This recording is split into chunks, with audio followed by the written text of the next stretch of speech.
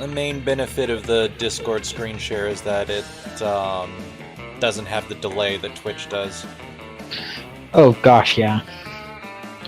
I imagine this is works like a Jackbox thing, separate device sort of dealio. Never played any of the Jackbox stuff.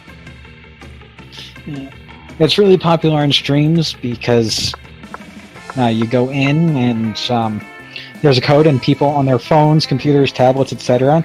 put in that code and they join your room. Oh, no. The way this works is just I control the cursor and everything, and you just tell me which choice you want. Fair.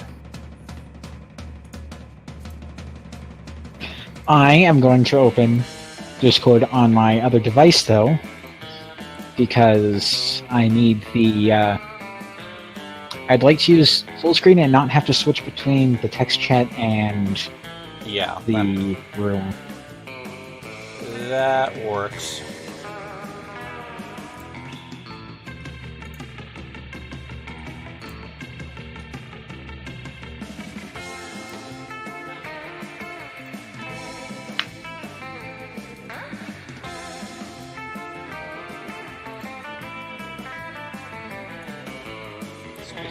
Text chat, I should probably bring that up. There we go. I need to turn off the screen timeout as well.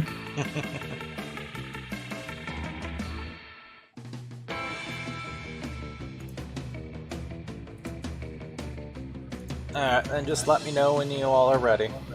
Yep, chat in the stream chat. That way it shows up on the actual stream.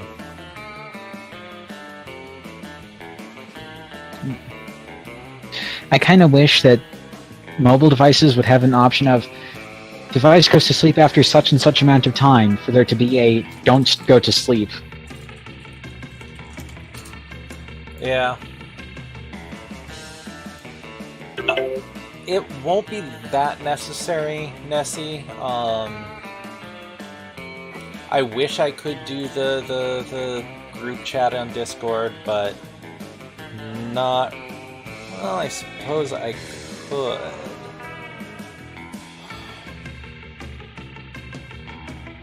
Catchy tune. Yeah, it is. Oh, that would be really freaking awkward to do.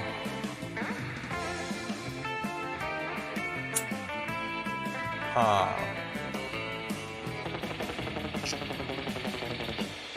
My only regret about doing this at the same day as another game that was earlier is I finished my tea. Aw. I have no more tea right now. And I'm too lazy at this moment to go boil more water. Yeah, I was going to say, don't you have like a suitcase of tea? I mean, yes, it's the converting it from dry leaf crumbles into delectable fluid. Fair enough. And also, I'd have to boil it and then put it in the fridge for a few hours anyways, so... Because it's too gosh darn warm here for hot tea at the moment. Fair enough.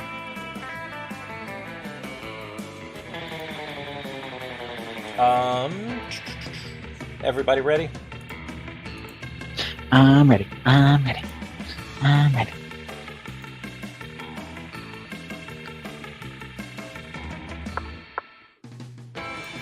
Terrible people doing terrible things. It takes me a moment to translate that to not Cards Against Humanity. Not quite, no. Hey, Ism. Welcome.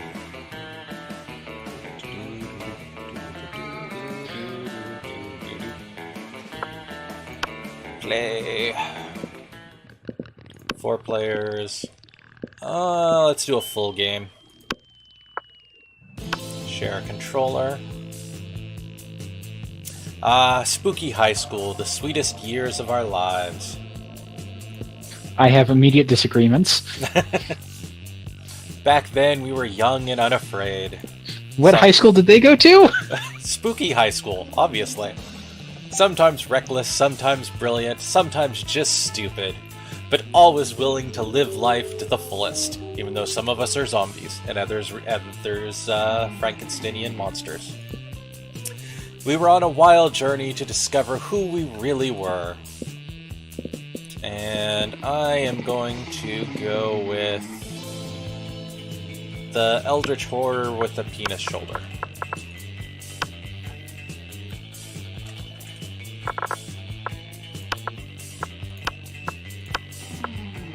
Sure thing. Okay, player 2. Who wants to be player 2? I call dibs. Okay, Luna, who do you want to be? I am a fan of the lady with fire for hair. Okay.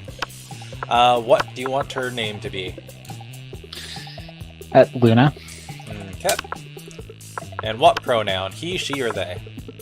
I have a coin. They. Showtime! Okay, Nessie or Lexi, which do you want to be player 3?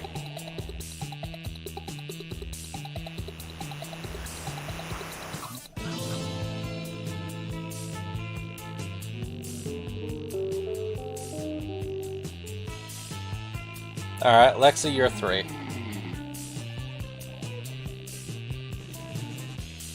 Also, player order will change between days.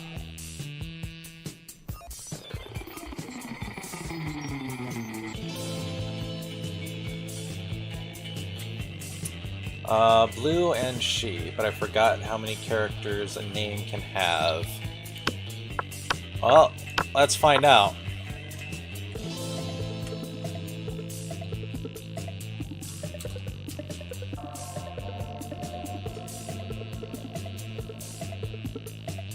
Looks like 12.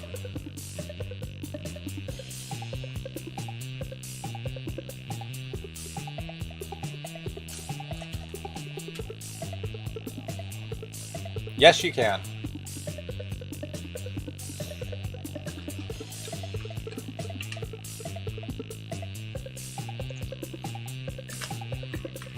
A kitten. Alright. Yay! And Nessie gets to be the zombie. What would you like your name and pronouns to be?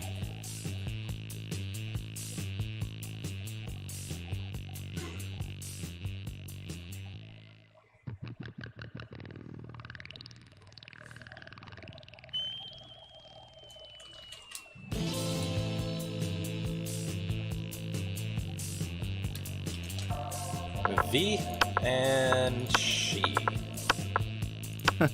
Alright. And we had yet to experience its ultimate challenge, the Monster Prom. I remember it clearly. 3 weeks were left, and as we fantasized about our dream prom dates, we were all scrambling to catch the attention of one of our 6 most charismatic classmates. Huzzah! Miranda Vanderbilt, 19, a sweet mermaid princess who was as cute as she was genocidal. She's best girl.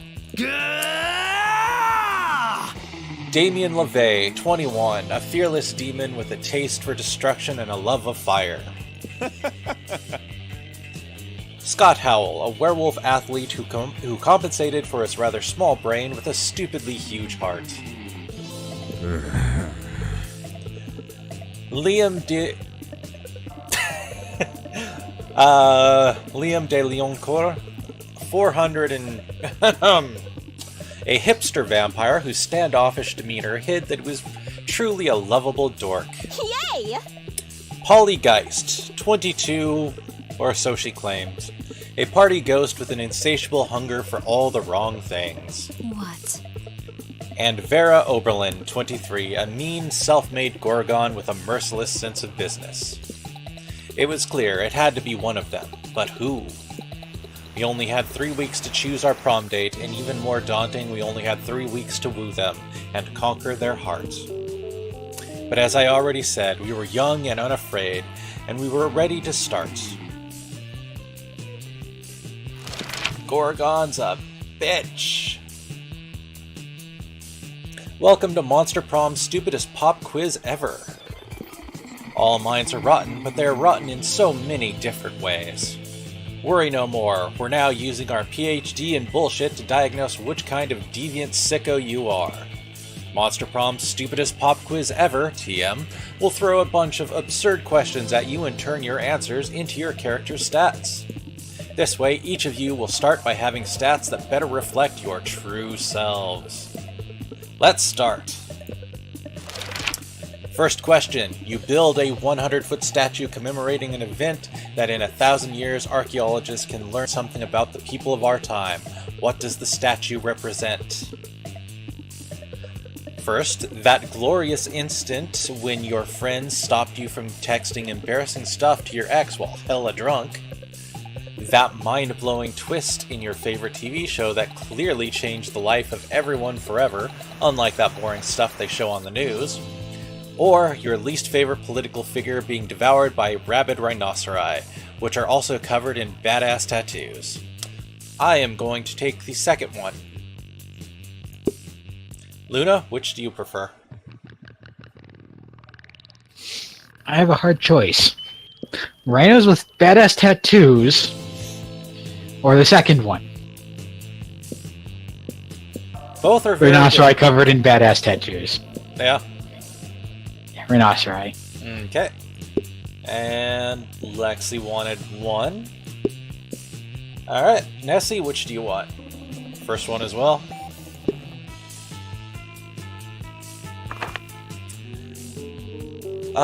Be a visionary. What will the next big social media craze be? Oh hey, I've not actually seen this one.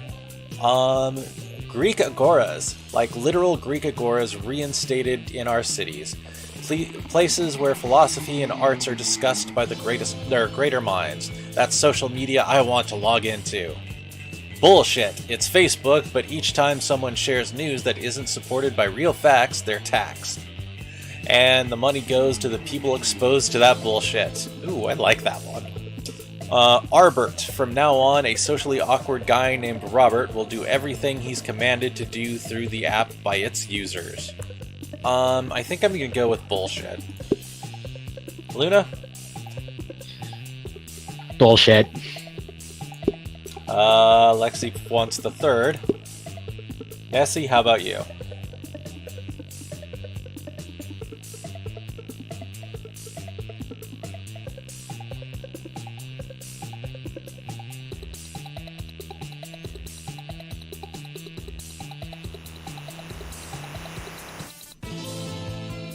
Nessie is also going to go with bullshit. They are all so wealthy. What would be a deal breaker for a potential lover? The person is mediocre, the person is a coward, the person is boring, the person lacks manners, the person lacks taste, or the person hates the outdoors.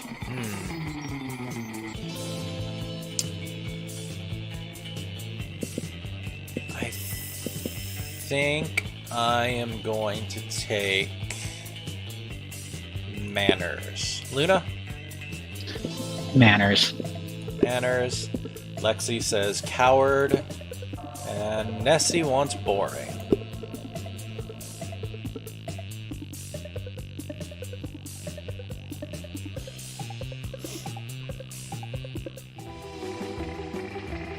All right. Okay, so how this works, we have our stats over here on the right side. And if I move over, you can see everybody's stats. Your stats help determine if you get a date at the end of the 3 weeks. But that's not the only thing that affects whether you get the date or not. You also have to actually interact with your potential prom date, and you have to interact positively. So you need to woo them enough that they'll actually want to go out with you rather than just having the stats. But you also do need the stats for it. Your stats will also help determine success or failure on different events that show up. And during the day you pick one of the different locations Once a location has been picked for that particular day, then you can't go back to it, or you can't go, or nobody else can go to it. So if I picked the auditorium, nobody else would be able to. Each location will increase one of your stats, with auditorium being creativity, class being smarts, library actually increases your money, outdoors increases your fun, gym increases your charm, and the bathrooms increase your boldness. And then after your initial thing in whatever location you do, you get an event that, well, you'll see in a second. I am going to go with... Discord's UI is making it hard to see these numbers, actually. Yeah, it's a pain in the ass. If need be, I can just tell you what your stats are.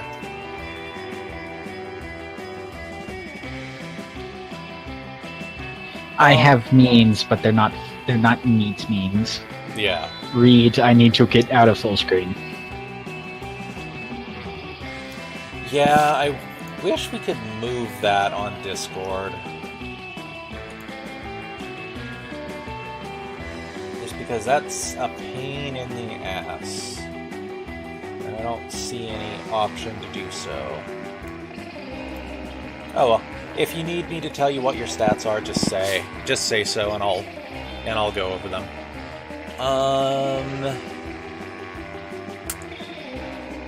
I am going to go for restrooms for boldness. That day you skip class and just hang out in the bathrooms because you respect no authority. I guess some people just want to watch the world burn by skipping class and hanging out in the bathrooms. You give +0 shits, but you gain +2 boldness. You notice Vera showing off an elaborate new necklace to Miranda. One and only. Vera Oberlin. They're the crown jewels of Lemuria. My family acquired them in a cutthroat business merger. Do you like them? Oh yes, very much. Disgraceful. Such a shame about the Lemurian royal family, though. What, that they're all dead at the hands of their own servants? Oh no, that was unavoidable once the true tragedy had taken place. They were no longer loved by their subjects. Feared, you mean? Oh no! Fear is so scary. Love is what matters. I could not disagree more. You there, settle this dispute for us. What is the best way to let people know how powerful you are? You can buy their houses, burn them down, then replace them with a water park. Or, you don't need to convince anyone, just make everyone who doesn't love you disappear. Let's buy their houses, burn them down. Oh gosh, the mermaid is so much more terrifying than I thought. Oh? I already know which one goes to which character here. Just by looking at them. Yep. Honestly, Miranda is great. I've gotten 2 of her secret endings, and they are beautiful. Oh, not bad. Ah yes, a tactic I've used successfully many times in the past.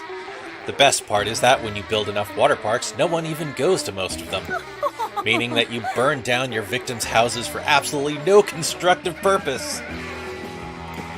Victims? Don't you mean subjects?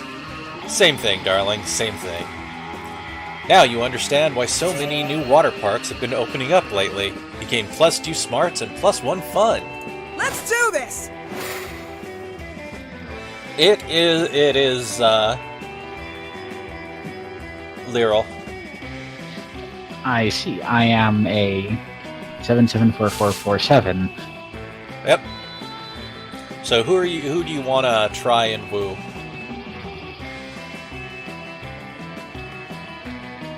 I'm going to go to the library. Gonna go to the library? For Something may or may not be studying to be a librarian, actually. Ah. Easy steps to enlarge your tentacles. Girls love a really long tentacle, or 8. Click on link to find out how. www.tentacleenlarge342. Is that an L or a 1? 11notavirus.net. Those are actually square brackets. Oh, God. That day you spend some time on the library's PCs, sending malicious spam emails in the hopes of stealing other people's money. Doesn't sound very nice, but who's really the one to blame if they respond to such a blatant scam? I mean, that's the legitimate how they work. Yeah. You lose -10 karma, which isn't a stat in this game, so who cares? And you gain +2 money. You see Damien and Miranda with their heads in their hands. They look glum. You ask them what's up. You wanna voice Damien? Ugh, boned. I do not know what this boned means, but I'm not optimistic about our chances on this upcoming exam. It's not fair. I shouldn't have to fail the test just because I spent all week in a really brutal mosh pit instead of going to class. And I did study. I had my servants read the entire textbook, twice! Disgraceful. But for some reason, my servants are not allowed to take the test for me. Well, there's only one thing left to do. Chop up the teacher and melt his body in acid. No, there's got to be another way. Doesn't there? Easy, just lobby the government until they remove the class from the entire school system. Or, you don't need to murder your teacher over something like this, just burn down the entire school. I legitimately don't know which one goes to which one here.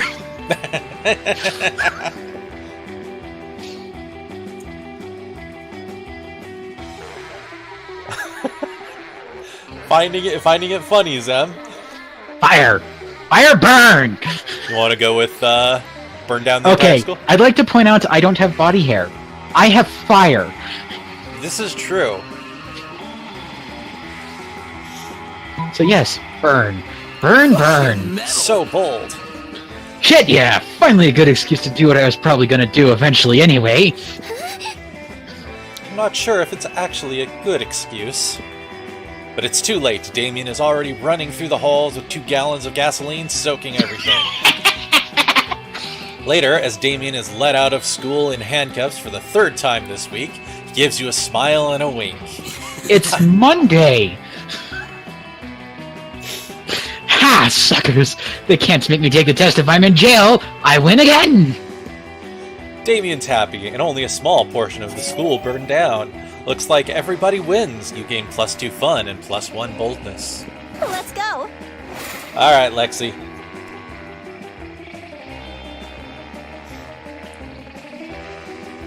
Outdoors? That day during recess, you start a half-hour rave that goes full crazy. You have no idea how it escalates so much, but at one point there are like 300 people.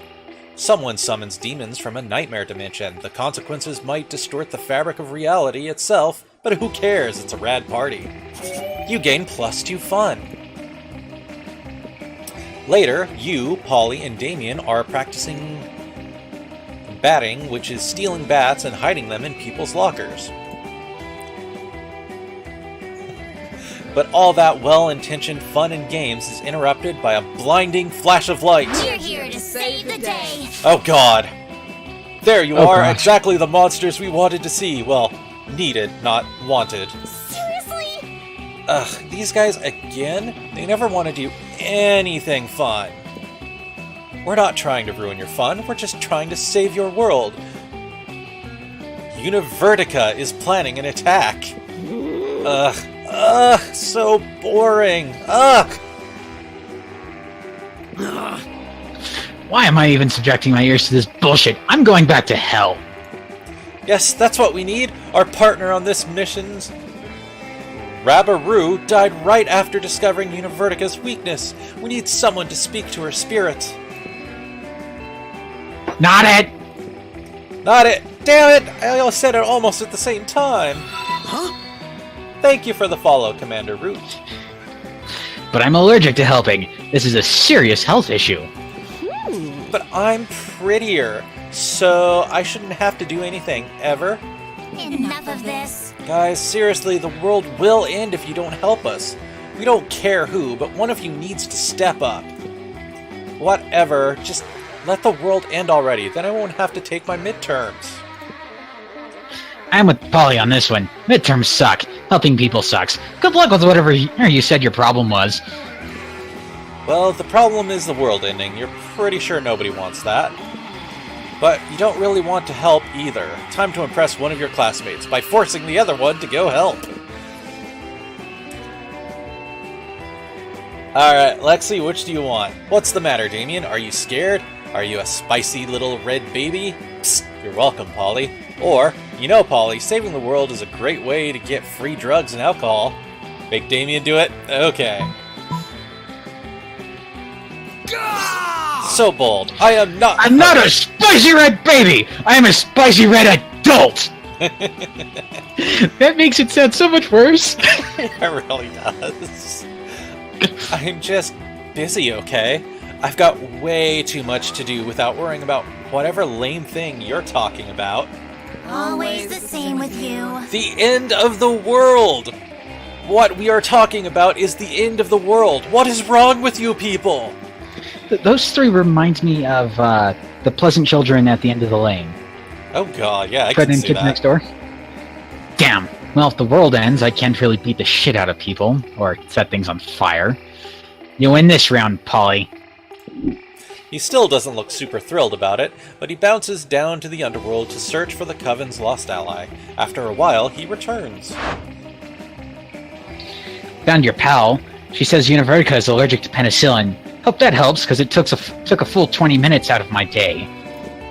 Penicillin! Of course! We should have known! We must save the world. Thank you for this, Damien. You've saved the world. Truly, you are a hero. Bye. Yeah, sure, whatever. Bounce off so I can get back to doing coke off the spine of my textbook before our next class. It's kind of impressive, unless it's open. But given it's Polly, it's probably not open. The spine is on the outside, though. Well, I mean, if it was open and laying on the front, so it was better, so it didn't have to balance. But then again, knowing her, it would probably be on the spine of a pamphlet-style textbook. We're out. Truly, you are the worst. Here's hoping the universe stays safe a while longer. We don't have to deal with you all again. In a flash of light, the Coven is gone, leaving you, Damien, and Polly in peace to not worry about all that stupid world-saving stuff. Awesome, Boo. Hey, a kitten! Thanks for covering for me. That was pretty spicy yourself. Hell yeah, it was. The important thing is you impressed Polly. But also the world didn't end, which is cool too. You gained +2 boldness and +1 charm. Sure. Okay, Nessie. Where do you want to go? You have the auditorium, class, and gym.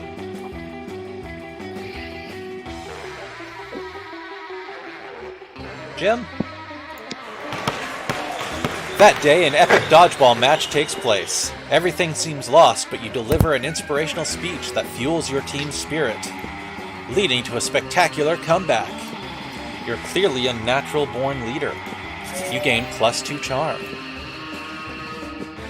Later that day, you're out shopping with Vera and Polly when a wild cockatrice appears.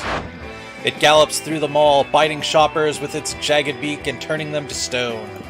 Scott and Damien come chasing after it, holding a butterfly net and a frilly dress. This isn't our fault! We had nothing to do with this! Ugh, another mythical creature crisis.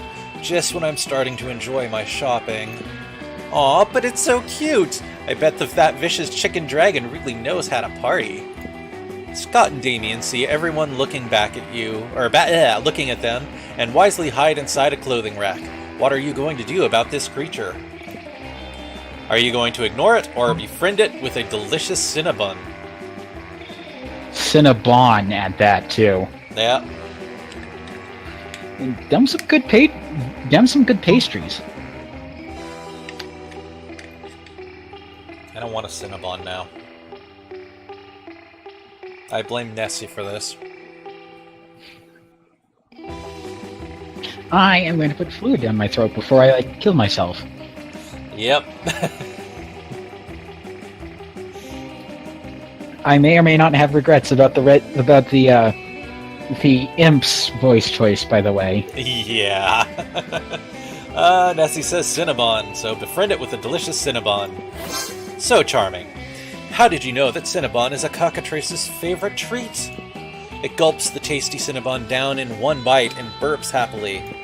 As you turn back to your shopping, it follows you. It seems you've got a new friend. Yes! Okay, obviously we need to take this hideous creature out clubbing with us because, duh! Not bad. Well, I suppose that is a novel way to spend an evening. You take the cockatrice out to all the hottest clubs. They let you in because they don't want to be murdered by a cockatrice. You gain +2 fun and +1 charm. It is amusing that the Gorgon and the Ghost have no problems with this. Yep. Everybody chooses an animal. Say your choice out loud to the rest of the players before clicking. Cockatrice. Tarask. Okay, so we have Armadillo, Parrot, Cockatrice, and Tarask. Player order is decided based on how stupid it would be for a superhero to use the selected animal as their symbol, being something like Selected Animal Man. Start debating now. Okay, you have to make an argument about your cockatrice here first.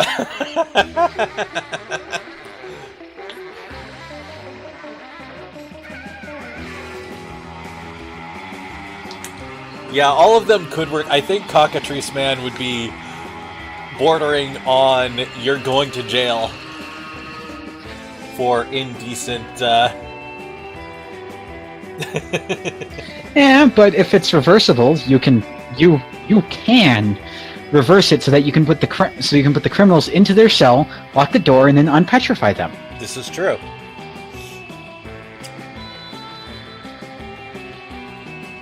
Yeah, I think Parrot Man would probably be the top one.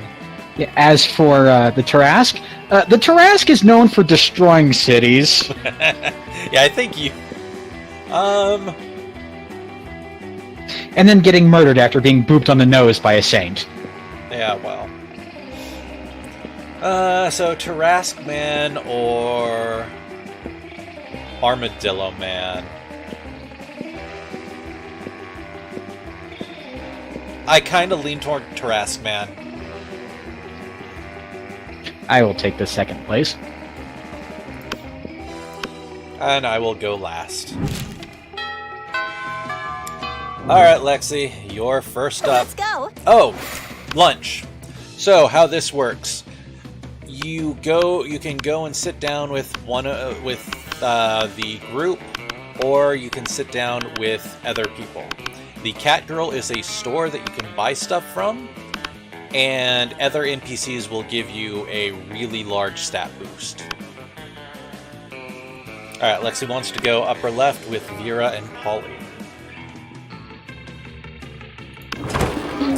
You arrive at Polly and Vera's table to find them eating. Wait, both of them? Oh yeah, oh yum yum, I sure do love food and eating. Look at this food go in me.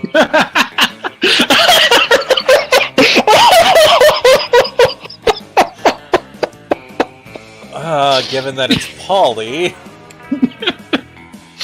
That's exactly why I'm in hysterics.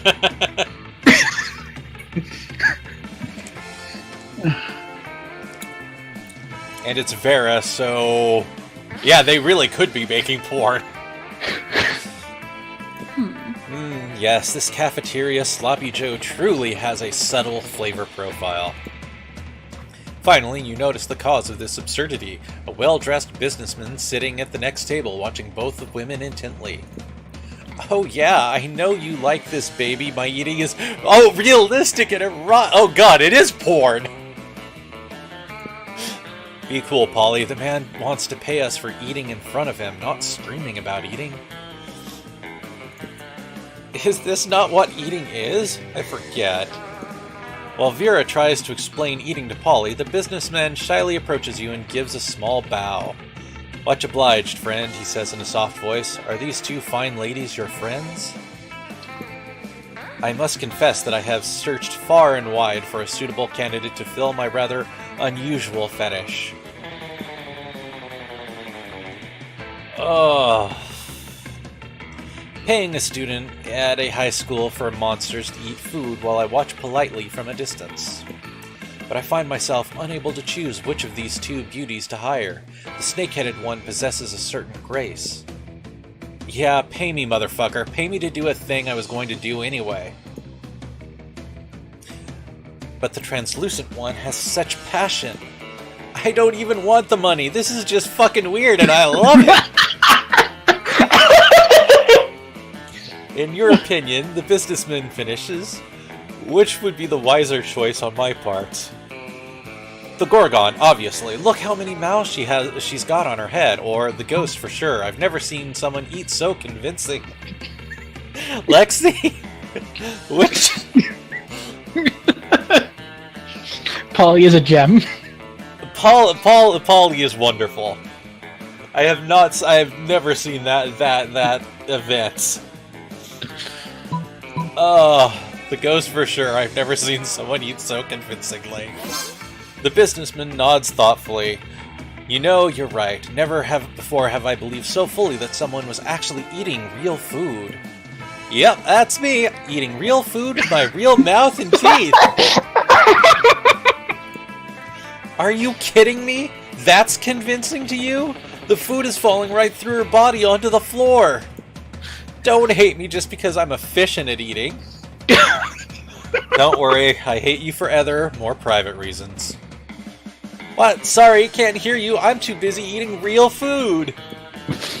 You team up with Polly to make her eating even more realistic. She passes her food through her body to you, and you eat it for her. It's pretty hot.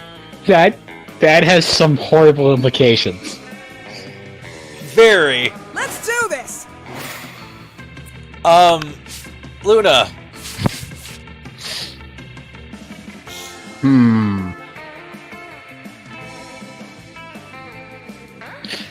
Put me at the table with the imp and the vampire.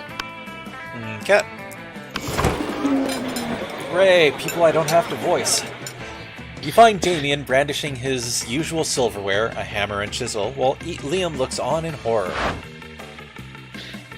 You can't eat that. Watch me! First of all, it's made of one seamless piece of obsidian. So, it's low calorie. And second of all, it's a Lix phylactery. Part of this balanced breakfast. It's lunch. You're just jealous. No, I'm nervous. Nervous that you're going to eat that, get possessed by a lick, and kill us all. Well, I'm nervous that it's not gonna happen. Looks like these two are at an impasse. Maybe you can solve the dispute and score some romantic cred at the same time.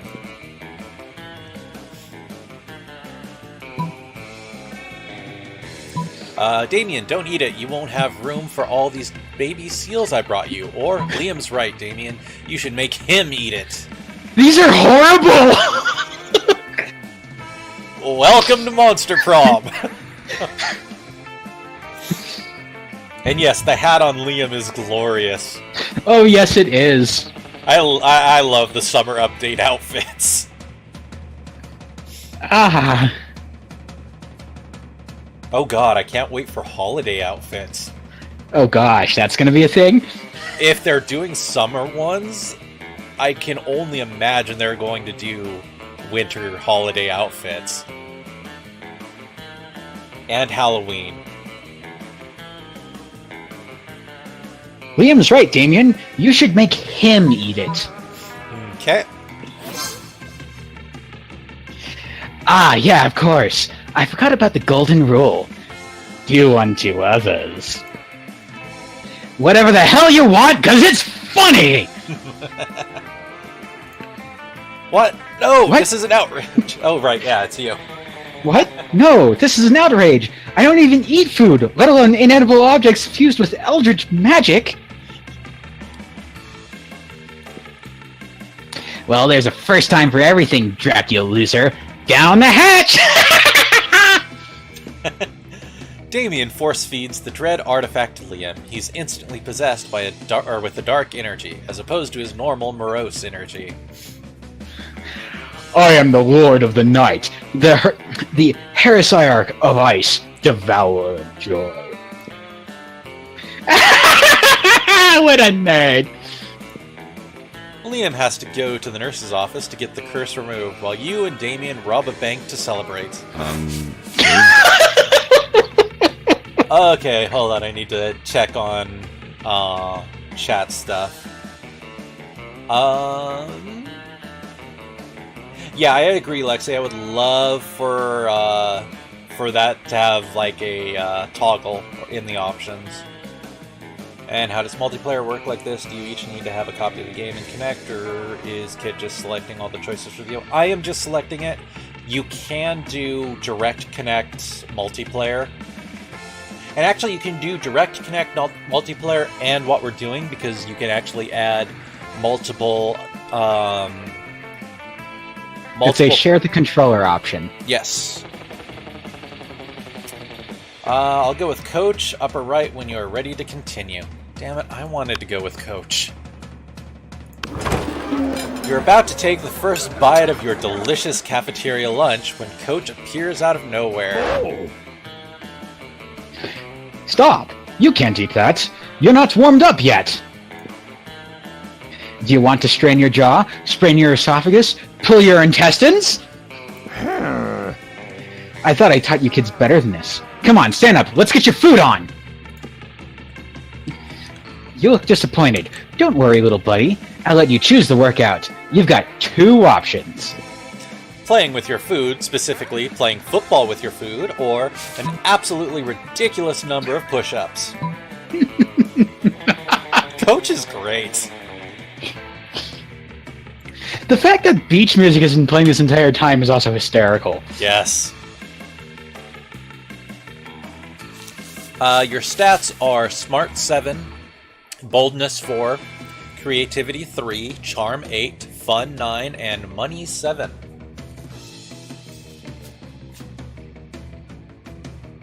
Where the hell's my hair tie? It's really warm and my hair is hot on my back.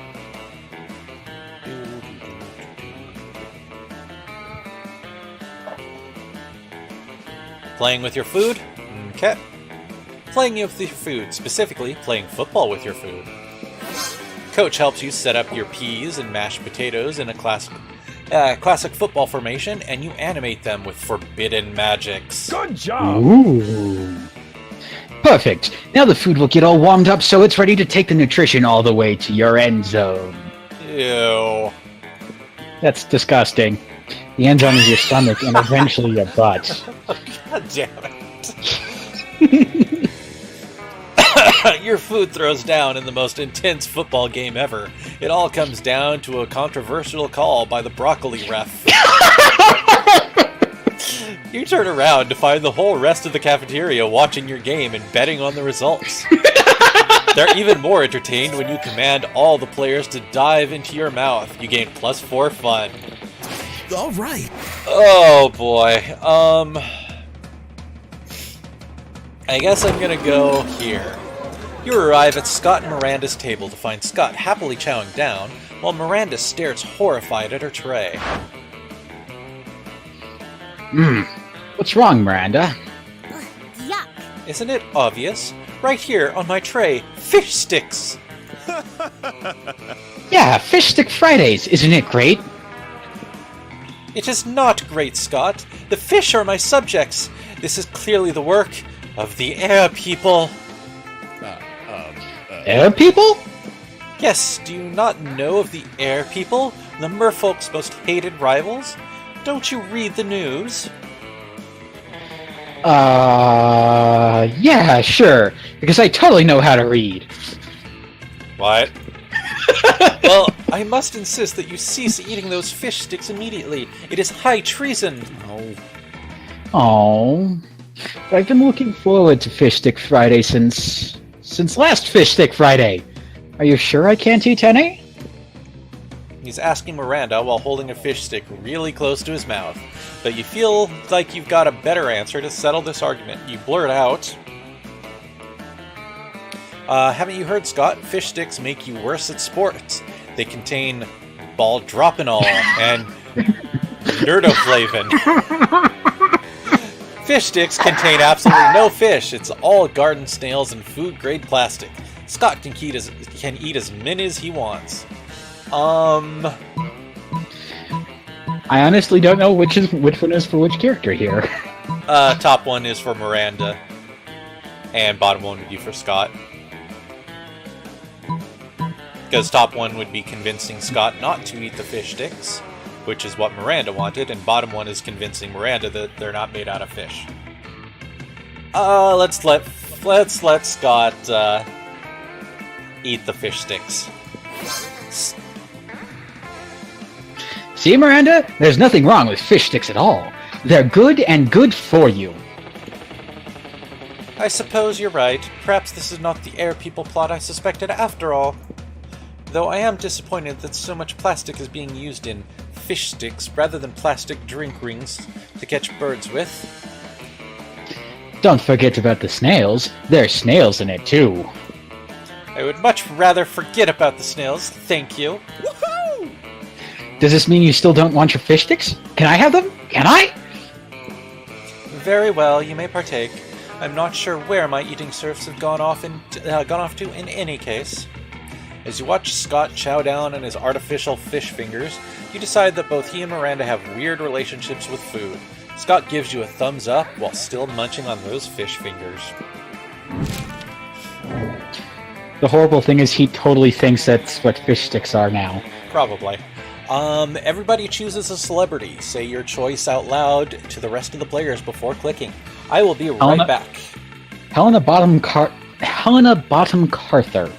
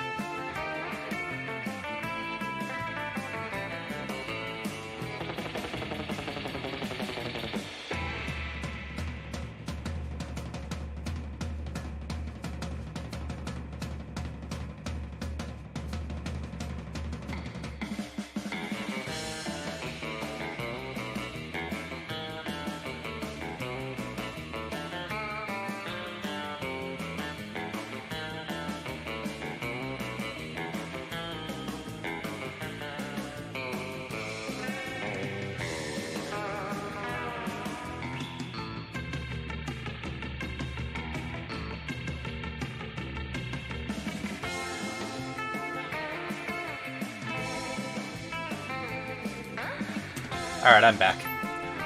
Hideo Kojima, Kieran Gillen, Helena Bonham Carter, and I will go with Voltaire. The musician. Wait, as in... Yes! So many people I speak to don't know that man. Voltaire is great! Yes, he is! Like, not just his music, but his comics, his art, his animation. His efforts to troll people. Yep. Efforts to troll people. His efforts to help people. The fact that he's a animation professor. I did not know that about him. Yes. In... I forget which university, but up in New York. He teaches animation. Okay, so everybody choose a celebrity. I actually almost said Miss Lovett, and I had to remember, wait, actor, not character. Say your choice out loud to the rest of the players before clicking. Player orders decided based on how likely it is that the selected celebrity is secretly part of a cult. Start debating now. I'm reasonably certain that Helena Bonham Carter fits that one to a T. The only one who would trump that would be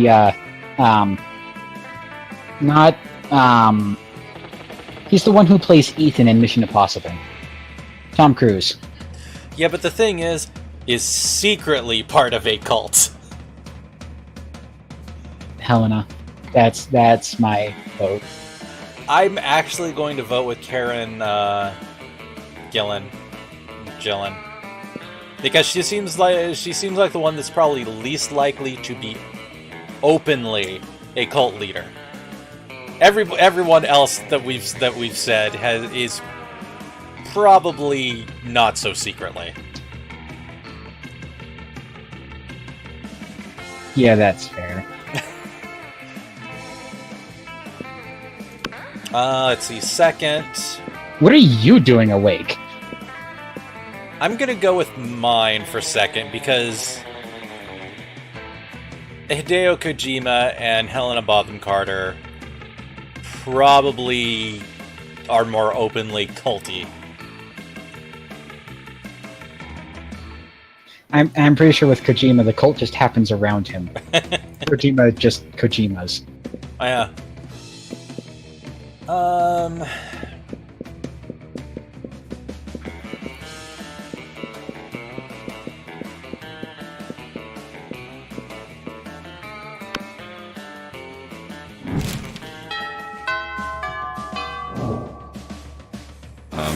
Sure. Alright, Nessie, where do you want to go? Keeping in mind that class has the shop currently. So you won't get any smarts, but you can buy shit.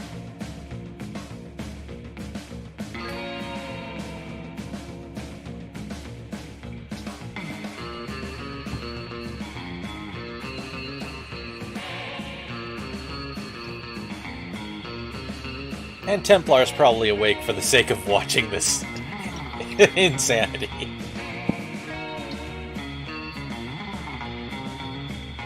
Library for the monies. That day you spend some time on the library's PCs mining some bitcoins. This is supposed to have something to do with solving algorithms and the rise of cryptocurrency, but you guess that nobody actually has any fucking idea how it really works. Anyway, you gain plus 2 bitcoins, which is equal to plus $2 million, which unfortunately is equal to 2 monster dollars, so plus 2 money. What is this economy? It's monster economy, obviously. Suddenly a chill runs through you as if the very fabric of reality is in danger. Scanning your surroundings, you quickly discover the reason for the feeling. Polly and Damien are together, and they're bored. Hi. Damien!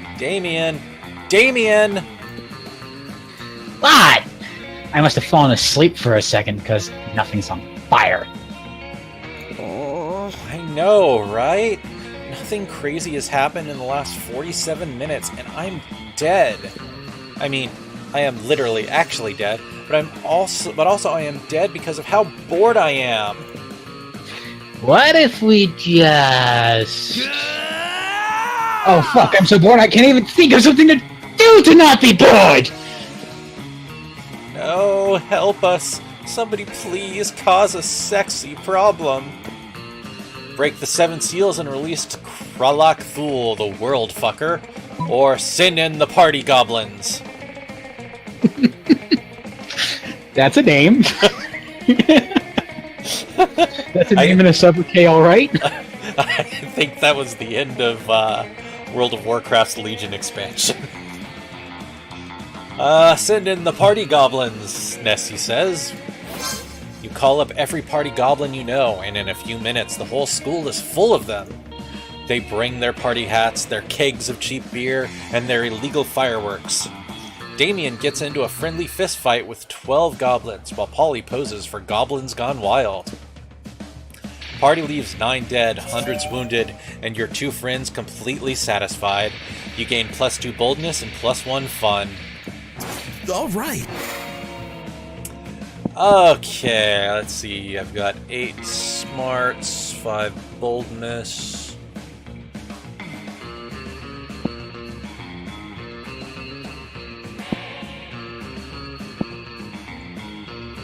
Let's do charm. That day, an epic dodgeball match takes place. Thank you, I had to burp.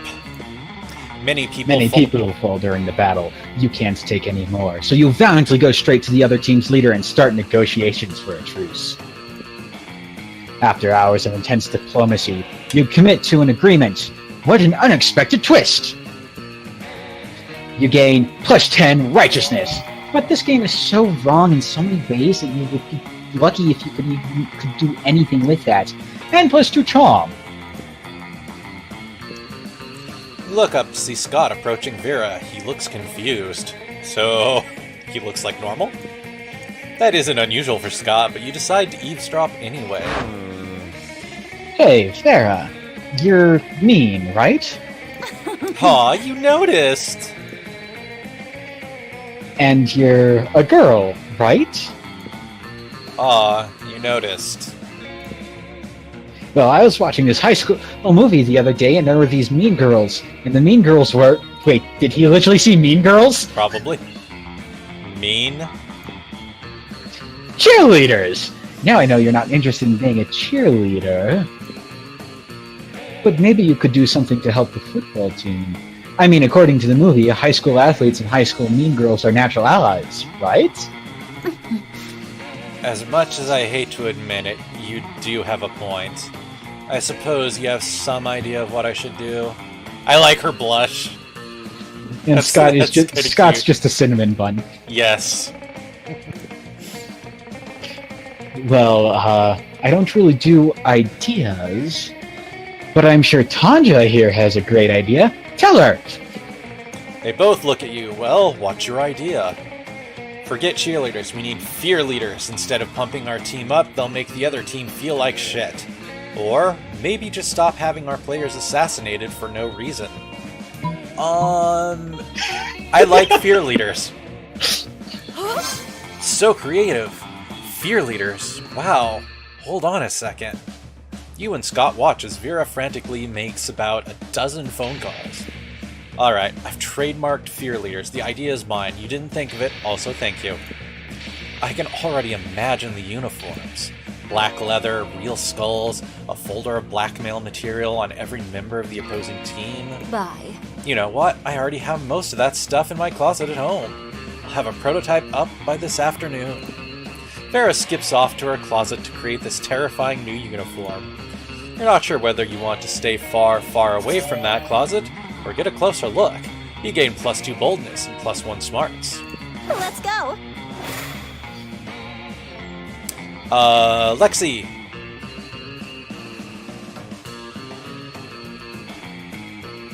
Your stats are 7 smarts, 7 boldness, 2 creativity, 8 charm, 9 fun, and 5 money.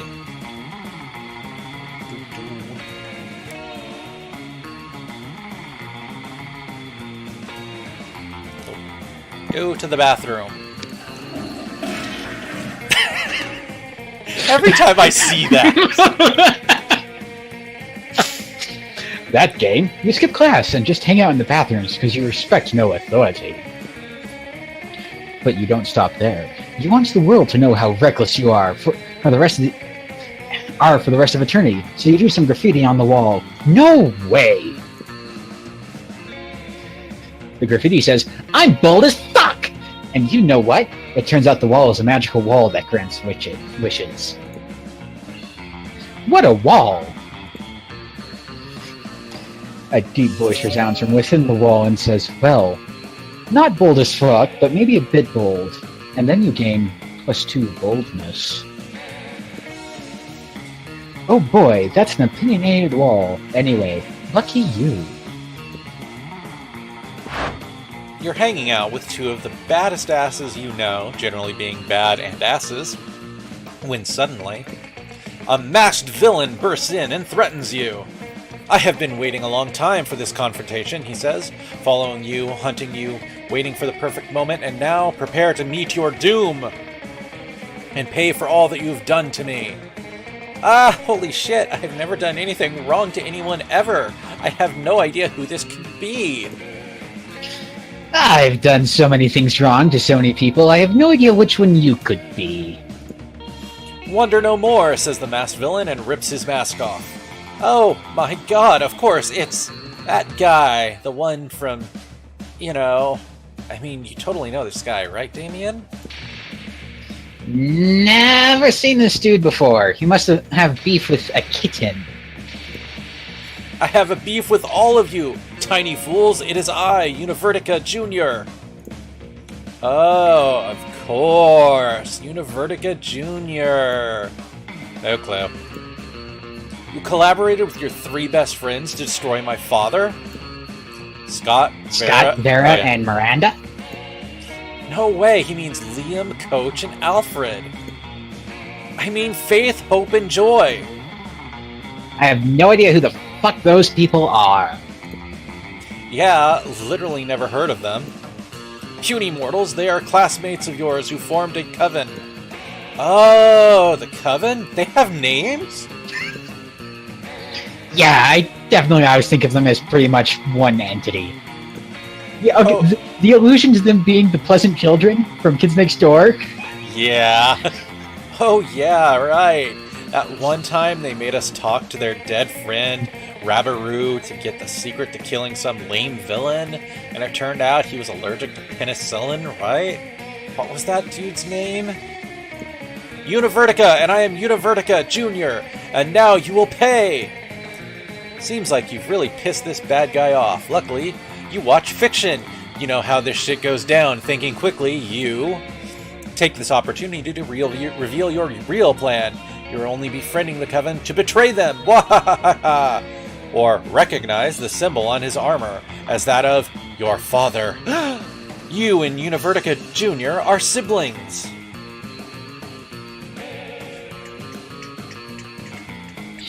This is fantastic.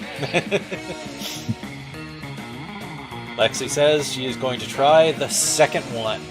So a kitten recognizes the symbol on his armor as that of her father. A kitten and Univertica Jr. are siblings.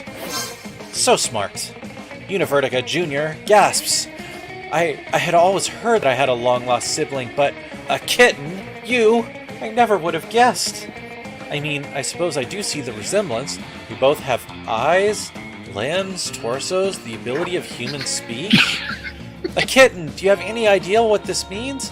I have a Groupon for a whole day off of fun sibling activities, but until now I had no one with whom to indulge.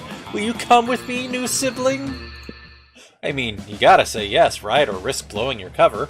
Also, you're broke-ass high school monster with very limited plus money to your name. Who are you to turn down a free spa day? Before you can give an answer, Univertica has spirited you away to a really badass spa for all kinds of evildoers. You get really trendy virgin blood manicures and spider silk facials while wearing matching fluffy pink slippers and dragon scale battle armor. You go shopping for cute back to villainy outfits. And then at the end of a super fun day, you decide to see if Univertica Jr. can be defeated by penicillin like his father. And from the way he died after you slipped him some, you're thinking it's a yes. Crushed it. It's +2 boldness and +1 smarts for you, and you're totes keeping all the swag your temporary big brother bought you before you killed him. Also, you totally impressed Polly and Damien. Let's do this! Alright, Luna, where do you want to go?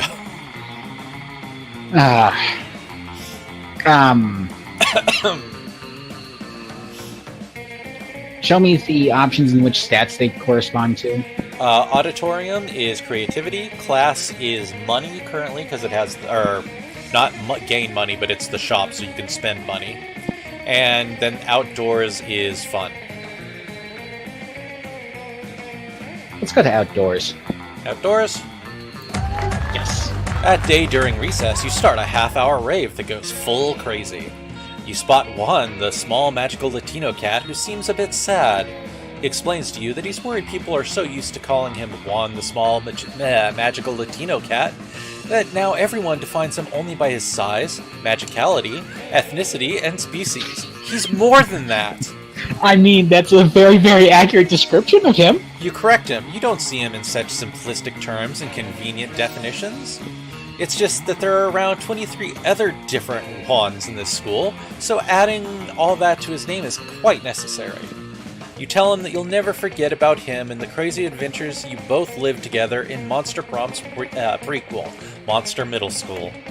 You have a great time remembering those crazy stories. You gain +2 fun. Later, you see Damien packing a bag. I'm going away for the weekend. To detention. I have fucking detention. Again. Why? Just because I rigged the teacher's lounge door with booby traps that poured selkie piss on whoever opened it? I mean, I didn't even set anything on fire this time! Let me spill the tea. This school is strict as fuck. Anyway, just brainstorming some ways to keep things entertaining beyond fucking ditching. Do it! Do it! Just fucking ditch. Do it! Or cross-species economic and social barriers to make lifelong friends with a diverse group of students in detention and find out through silly dancing that you're not so different after all. Do it! So bold. Damn. Oh, Damn, yeah. why didn't I think of that? I mean, I just did, but I didn't consider it as a serious option. If I skip detention, what are they gonna do? Give me detention? Yes, actually, that's how that works. I can do anything! Make a bonfire out of the desks, jerk off into the potions, Fucking metal! and I'll just skip detention forever and wreak as much havoc as I want! Fuck yeah! Havoc! Okay, tone it down a little bit because you Sorry. fucking peaked everything. Sorry. No worries. Well, you may have created a monster, but at least he's your monster. You gain +2 smarts and +1 boldness. Good gosh, my throat hurts now. This weekend something happened to Tanja. Ooh, oh boy.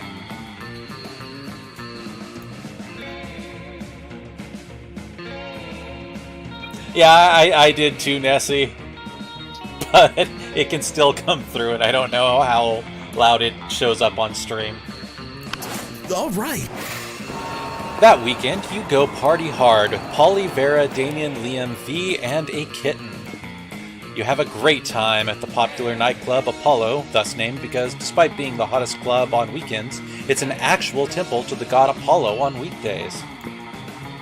But no good party ends when the nightclub closes, so at 6 a.m. you decide to just hang out in a nearby park, drinking and chatting. Alright, good to know, Ahsoka.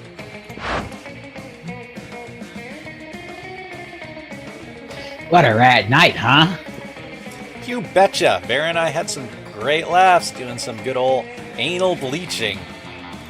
Oh gosh!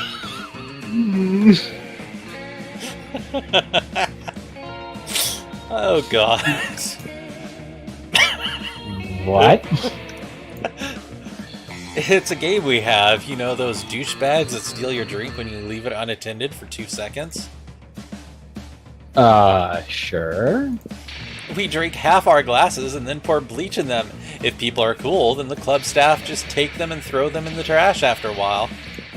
But if someone wants to play smart, then we fucking bleach those assholes. Thus, anal bleaching. Metal! Remind me never to get on your bad sides, you two. Anyway, what should we do now? Know any cool after parties? I think that douchebag mummy said something about an after party at some nearby catacombs. Oh, but remember he got bleached. Right? And I got nothing. But this can't end without a wacky situation that forces one of our friends to make a hard choice that leads to an absurd outcome. You genre-savvy motherfucker. Well, he is over 400 years old. No sooner has Liam finished his thought than a cloud of mystical green smoke appears from nowhere, and a groovy bearded guy emerges from it. Hey kids, my name is Joe the Laser. I'm like a laser wizard. Today I have a quest. A quest of teaching you how to properly dance to a hit song. Here we go.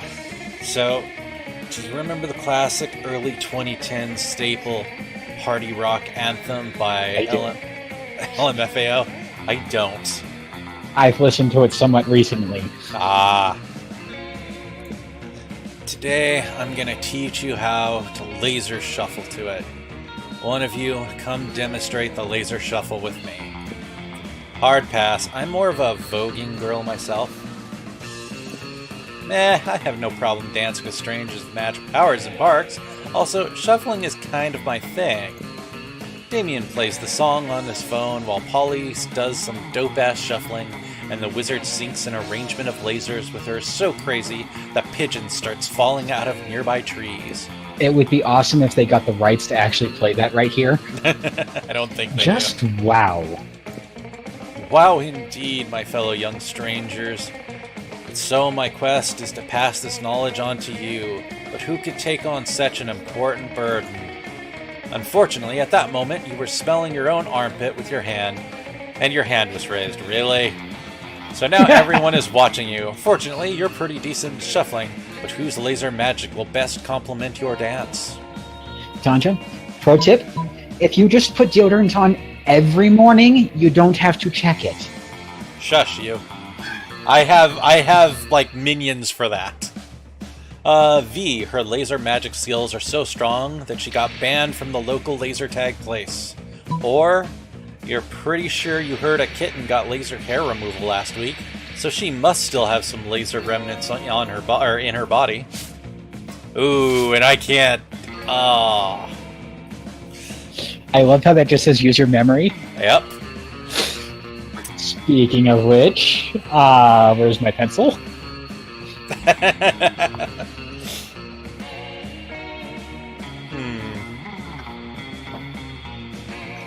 Yep. This is probably going to be fun, so I need to remember who has the better fun.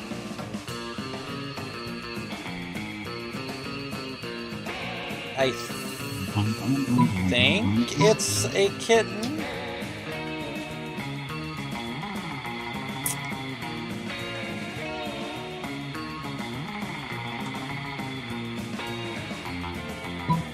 Yeah, I think it's a kitten that has decent fun. Because I know somebody only has like 2 fun. So smart. Oh, it was Sparts. And so the two of you start this very weird and specific laser-based party ritual.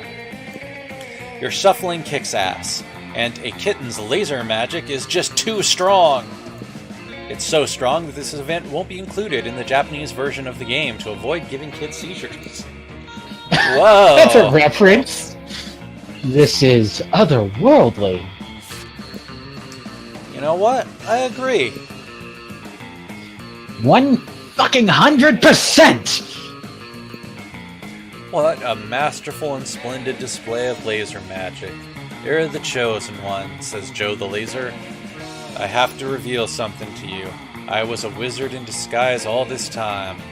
I was secretly testing you to find out if you were pure of heart and strong of laser. This guy introduced himself as a wizard.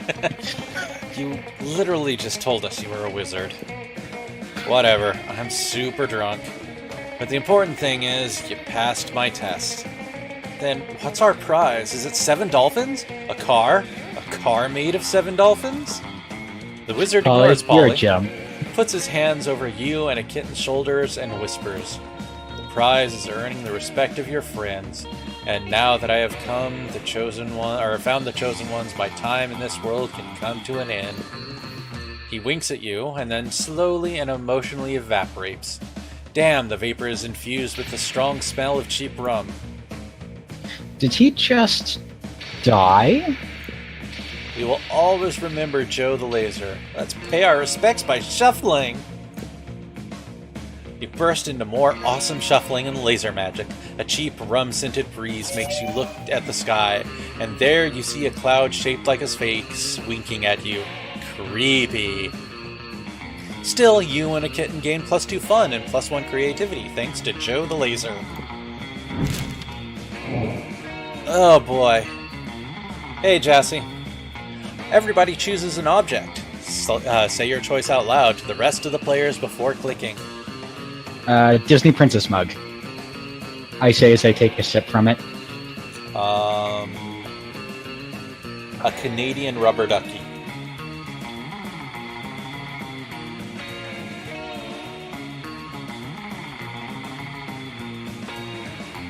Everybody's just picking shit from their desk. I mean, this mug lives on my desk. As does the Canadian rubber ducky.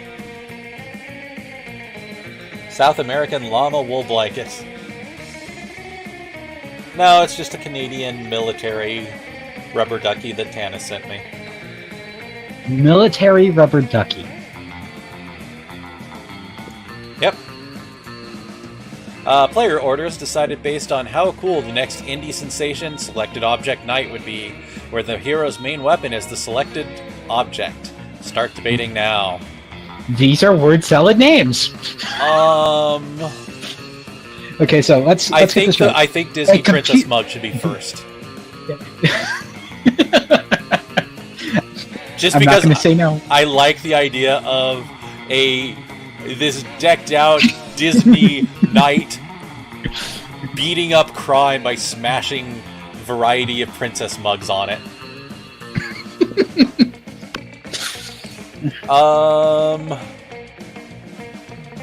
Yeah, no offense, Nessie, but the blanket's kind of lame.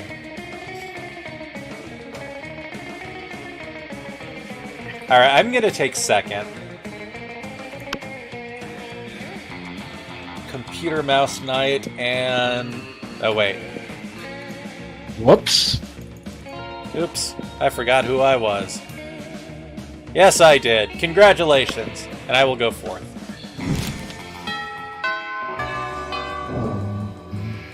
Let's do this! Alright, Lino, where do you want to go?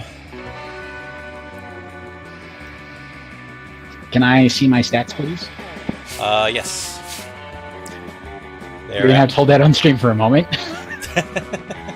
Because Discord UI. Yeah.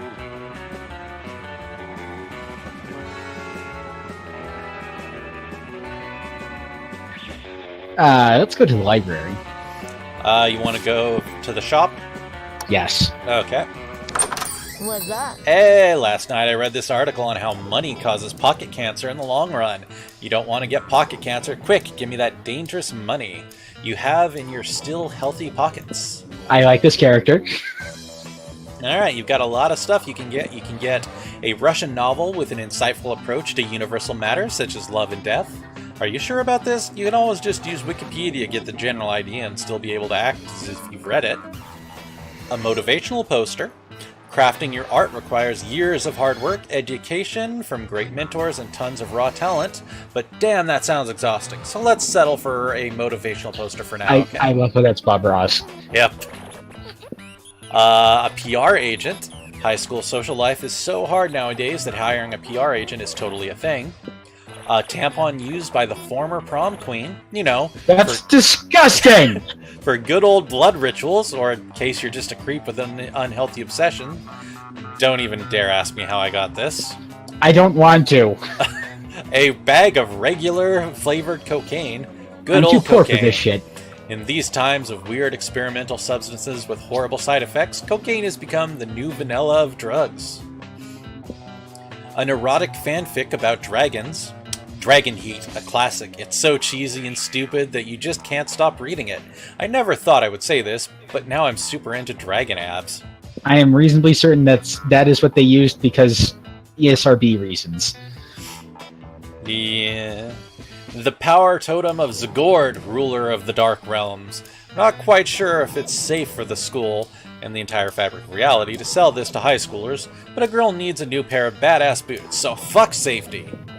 Speaking of badass, you can also get a fake badass tattoo. It has flames and a skull and even a knife.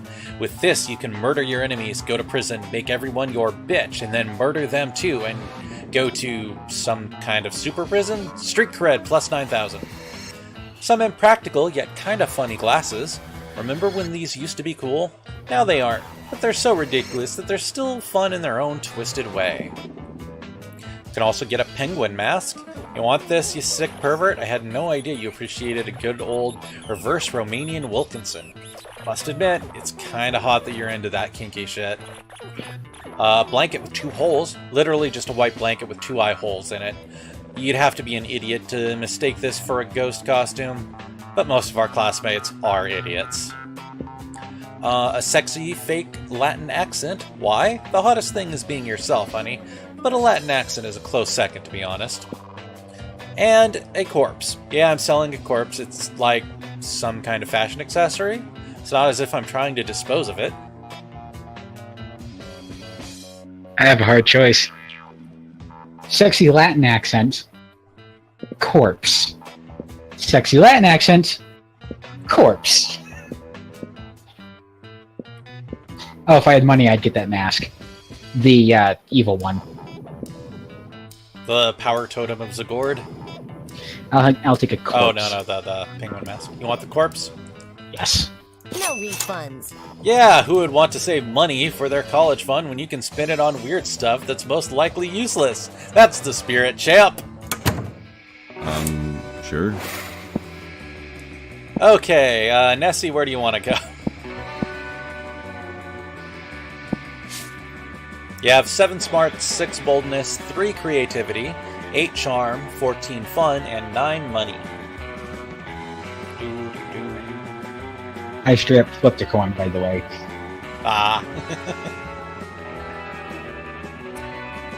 Cannot go to the library because, Luna used it.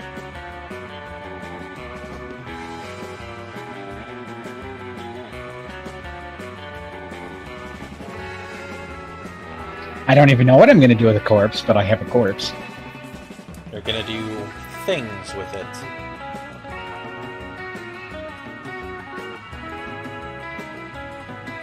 Gym again, then. That day, an epic dodgeball match takes place. The match is so intense, and both teams are so into it that you decide to raise the stakes by betting part of your charm against the other team leader's charm.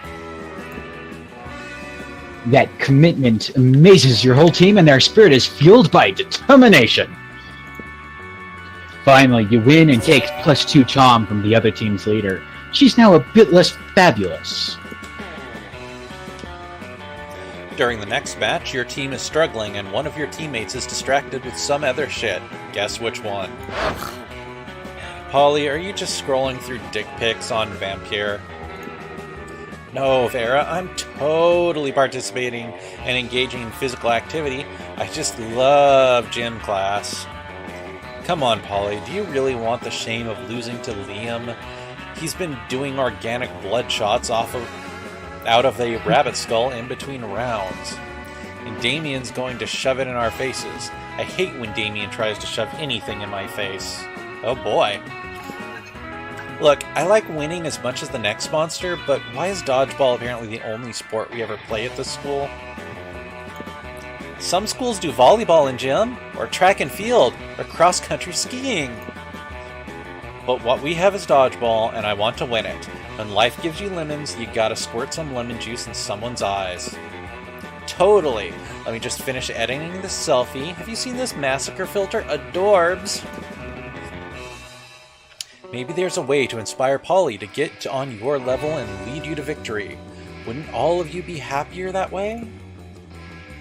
Don't you see? Dodgeball is just dancing that you can win at. Or distract Polly, smash her cell phone, blame the other team.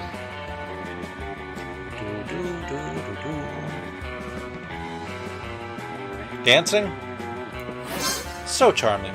In an uncharacteristic move, Polly looks up from her phone during gym class. I do like dancing and winning. Let's go, Dwin! Is Dwin a word you just made up for dancing and winning at the same time? Yep! Oh, it's got win in it, so I like it. Let's go show those losers how dwinning is done. Your team springs into action, dancing your way around balls being thrown and onto the warpath. Polly dances the boogie. Boo! Oh. While Vera waves her hair in the Harlem... These are horrible and awful. Commit and finish reading. The Harlem Snake. It works! You win in an electric landslide. Damn it. To the pungent everybody. You gain +2 creativity and +1 fun. Let's go. Let's see where you want to go.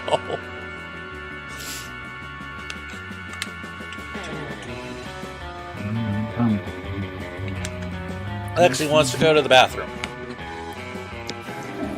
That day you skip class and just hang out in the bathrooms because you respect no authority. While in the bathroom, you tell yourself in the mirror that you're so bold. You would kill a tiny, big-eyed turtle with your bare hands. That monstrous act would instantly give you +500 in boldness. But come on, you're just talking to yourself in the mirror. What's the merit in that? You know what? You can keep +2 boldness anyway for saying that to yourself out loud.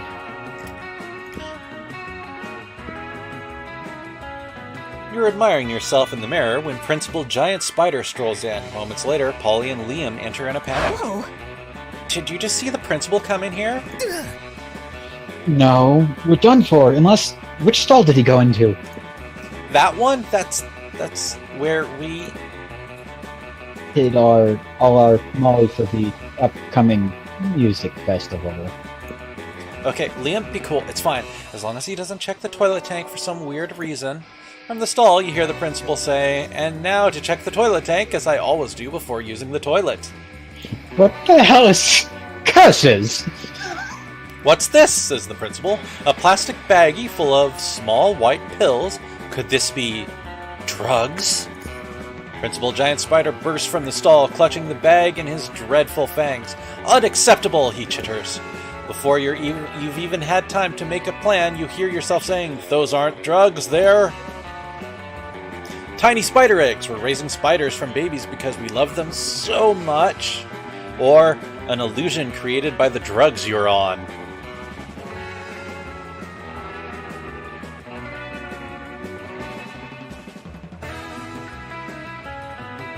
The first, tiny spider eggs. We're raising spiders from babies because we love them so much. So charming. Principal Giant Spider is deeply moved by your commitment to spider kind. He asks what else you have done to advance the cause of monster spiders in this harsh, anti-arachnid climate. I never buy synthetic webs for my Halloween decorations. Only organic homespun. And I, sometimes possess people and make them vomit bugs. My quintuple great-grandfather was a mummy. It's a family trait. Principal Giant Spider awards you the Arachnoid Medal of Horror for your contributions to spider kind. More importantly, he gives Liam and Polly their drugs back, so they can raise the little darlings right. They swallow the drugs as soon as he's out of sight, and you gain +2 smarts and +1 charm. All right. Alright, where the hell do I want to go?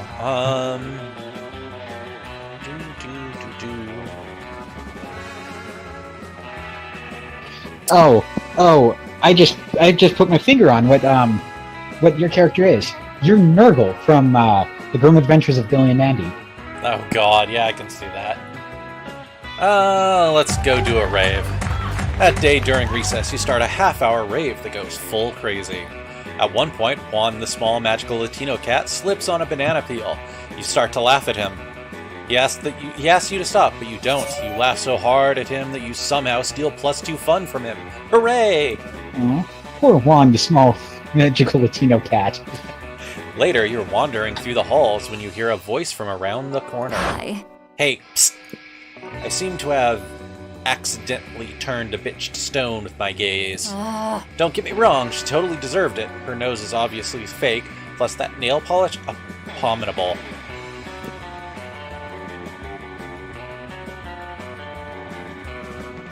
Rule 34 has a lot to say about this game.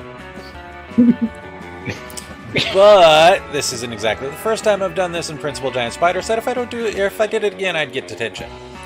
So I need to dispose of yet another body, and I thought that since you're so attractive and kind and clever, you'd be willing to cover up the literal murder I've committed. No questions asked, right?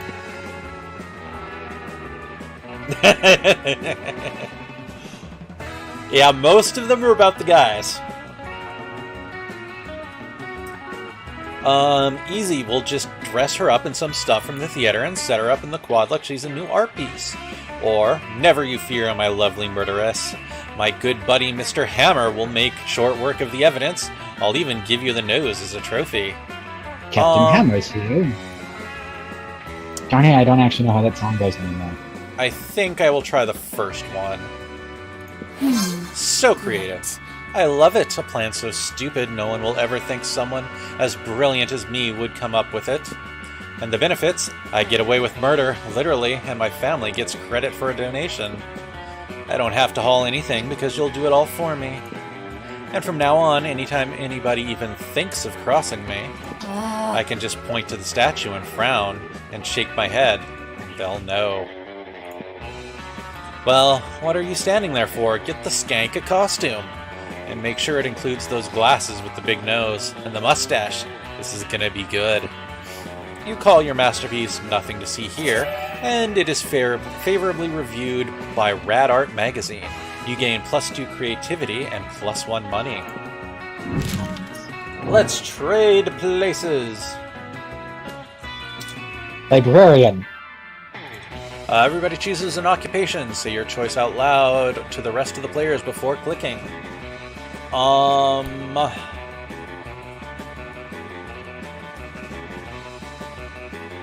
Modern artiste. Okay, specifically artiste, not artist, artiste. Yes, artiste. Gotta have the pretension. Lexi says spy, and Nessie says aromatherapist. Player orders decided based on how boring a VR simulator based on the selected occupation would be. I would argue librarian would be boring, but I have seen some shit. Okay. Are we talking modern VR, or current VR tech, or future VR tech? Because if we're talking current VR tech, gotta go to Nessie for the aromatherapist because you wouldn't be able to smell anything. If we go future VR tech where there are sense of smell, then I would put that one lower. The aromatherapist in modern VR would be spun as you're brought on as an aromatherapist, but you don't have a nose. Bullshit your way to victory. Jazz is like, don't debate the challenge itself. That's too meta. And yeah, I would play Librarian Simulator too.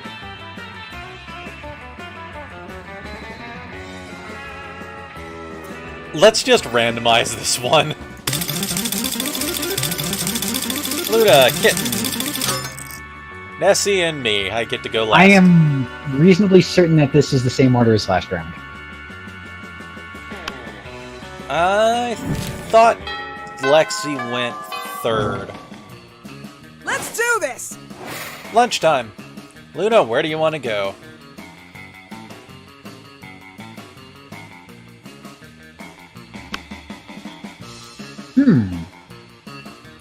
There's a new face here, too. Yes, there is. Let's go look at New Hood. Okay.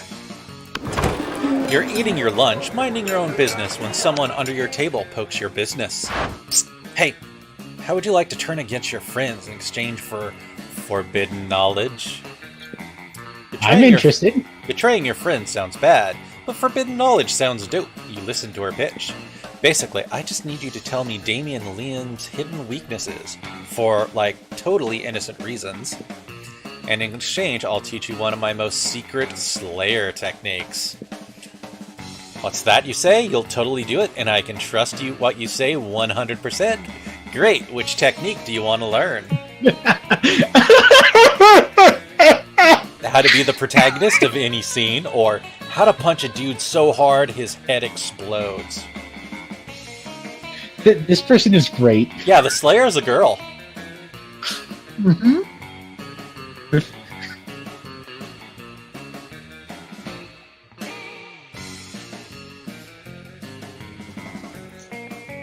And Tanis, I will check your link later. How to punch a dude so hard his head explodes. Okay. You tell the Slayer that Liam's weakness is tense silence and Damien's weakness is back rubs. Unbelievable! Really? But that's so simple.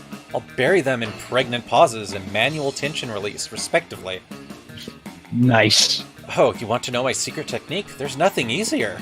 You just punch someone, right? But instead of punching them hard, punch them really, really hard. You've punched hard, and you've punched really hard, but really, really hard, that's revolutionary. You test out your newfound skills on the Slayer. You don't have enough practice to make her head explode just yet, but you do manage to give her a terrible headache. You gain +4 boldness. Let's go! A kitten, it is your turn.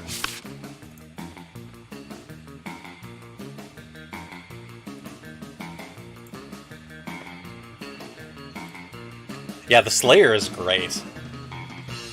Lexi says she will take the middle table. You arrive at your table to find the Coven eating, and Polly and Miranda screaming.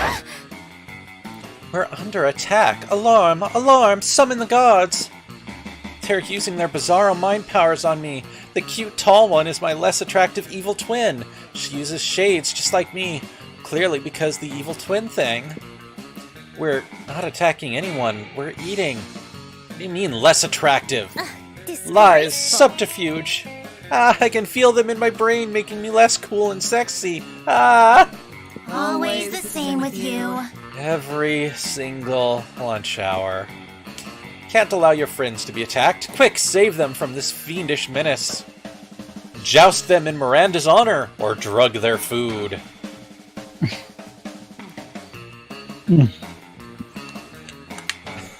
Alright, give me a second. Need to drink something real quick. Damn it, Polly. Drug their food. You reach into your pouch of drugs. It's because totally you a have thing you have. Man, it's part of the school uniform. And pull Fair. out a handful of miscellaneous pills, which you sprinkle on the Coven's mashed potatoes. What are you doing? Are you trying to drug us? Idiot, winners don't do drugs. We're out. You know what? How about we just move to another table? Cool! Ha ha ha, suckers! They left their druggy potatoes. Looks like everything's turning up, Polly. But food, ghost, what? Yeah, but she's a ghost that still is- takes drugs. Clearly. Well, this was literally a thing that we went over on last week. Well, the thing is, she can't eat food, but she can eat drugs. Right. Polly eats all the drugs out of the potatoes, and then decides she's a canoe. A canoe that thinks you're kind of cute. Sure. Alright, Nessie, where do you want to go?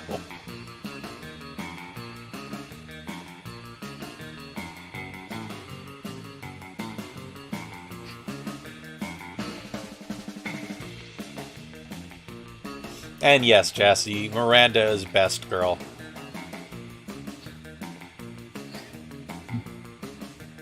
I mean, don't get me wrong, Polly is great. And very, very close to second. Or very, very close as second. But Miranda's just adorable and murderous. Guess Miranda is upper the left, most Scott and horrifying Liam. character here. Real talk. Thank God, nobody I have to voice. As you approach your chosen table, you see Liam carefully framing his artfully arranged jelly dessert for a transcendent food pick when... FOODPIC! Ride those picks to victory! What does that even mean? When I say food, you say pick! Food! No. Food! Enough. Stop. 2, 4, picks, 8! Food do we appreciate? Food picks! Go! Cease this chanting this instant! Oh, What? But I'm trying to help you take the best food pick. You've been trying to take this food pick for like 20 minutes now. You gotta snap a pic so you can eat your tasty food. I don't eat, Scott. I only order this food so I can take pictures of it. And you're not helping. Oh, bro. I know. My cheerleading just isn't good enough. What I need is a cheer partner to take me to the next level. No, what you need is a swift kick in the... But it's too late. Scott's already chosen you as his cheer partner. Now it's up to you. What the two of you will do. We've got to pick Liam up and toss him in the air. It's the only way to really amp him up. Or Liam's food picks are art, so we've got to use art to cheer him on. The quiet art of mime.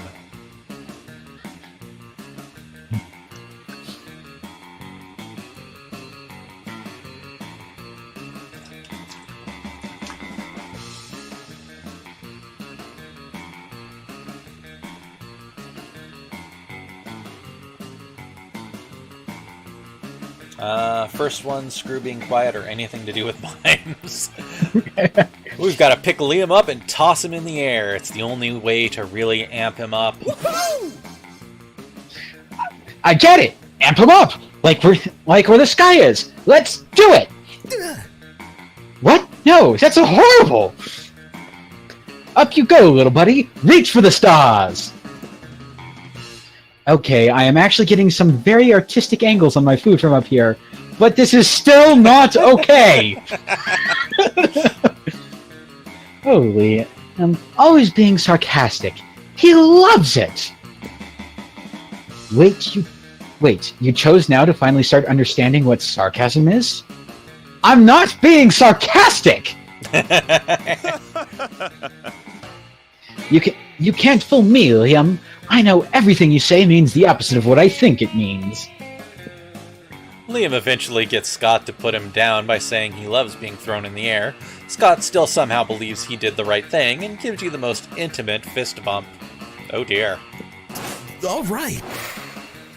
Alright, I am going... Let's see, I have 8 money. I'm gonna go here. You find Damien and Vera contemplating a huge slab of unidentifiable prime meat. Alright, Damien, I know we've had our share of disagreements during this convoluted poaching expedition. Like when you told me not to bring all my knives? But I trust we can put our differences behind us and enjoy the fruits of our labors.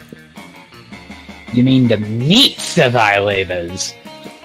Yes, together we will enjoy this raw, bloody cut of meat as a symbol of our...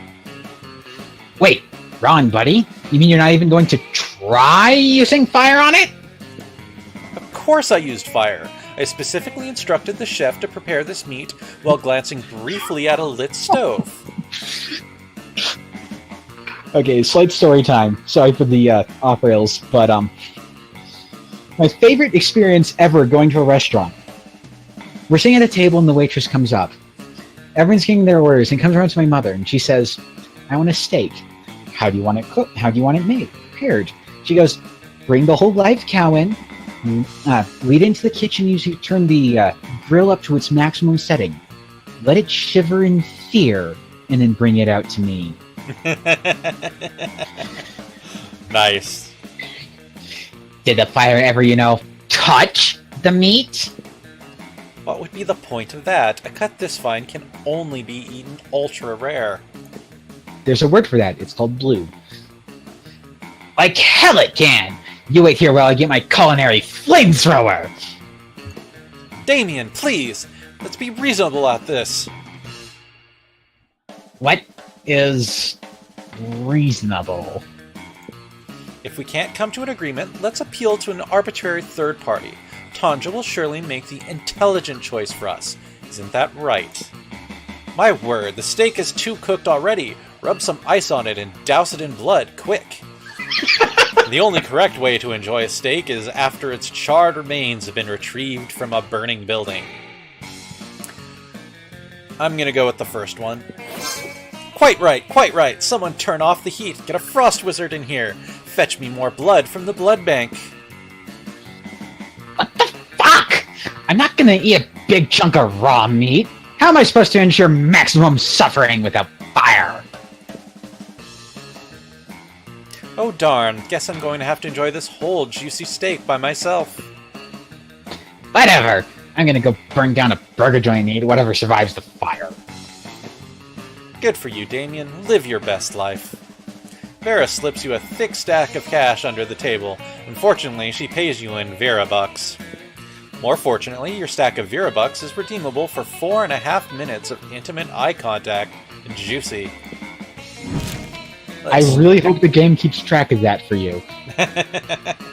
Alright, I will be right back. Need to refresh my water and use the restroom.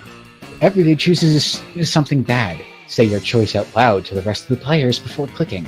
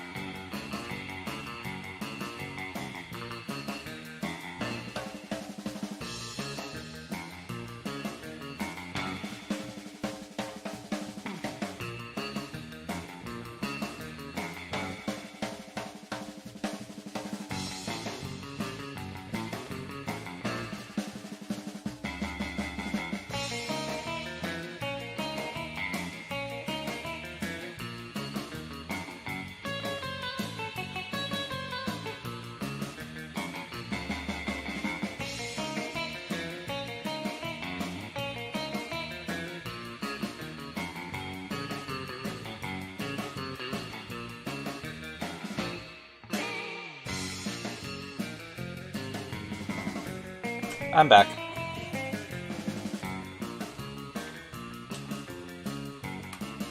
Hi, back. Where's front? Well, everybody chooses something bad. I'm going to say Luna's pun. Good gosh, you won't survive any one of Templar's games. Oh, I've been in Templar's games before. Okay, so what were the choices? We have taxes on teddy bears, mimes, and I have put up running out of animal crackers. And Luna's puns. Player orders is decided based on how much our country needs a minister of selected thing.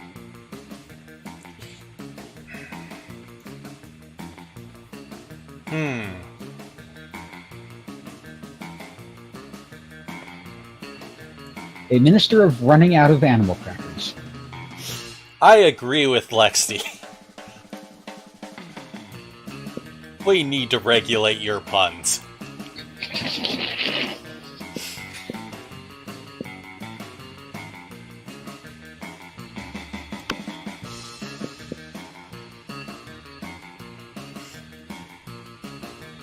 I think we also need a minister of mimes. Actually, let's just randomize this one. Luna, Nessie. Once again, I'm last. God damn it. I am seeing a pattern here. Oh, yeah, same here. Week 2, evening. Let's do this! Alright, Luna, where do you want to go?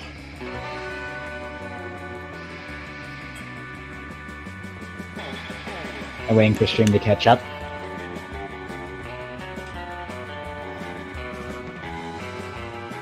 I love this game, but god damn, is it murder on my throat. Oh yeah. Good gosh, I'm gonna need more water soon. Maybe another beer. That's why I did a little break there.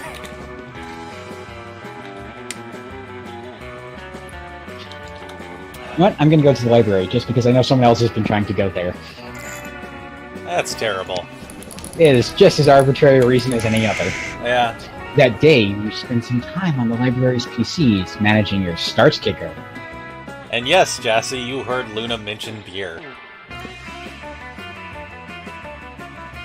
You deceived lots of people with a sensationalist video and impossible promises.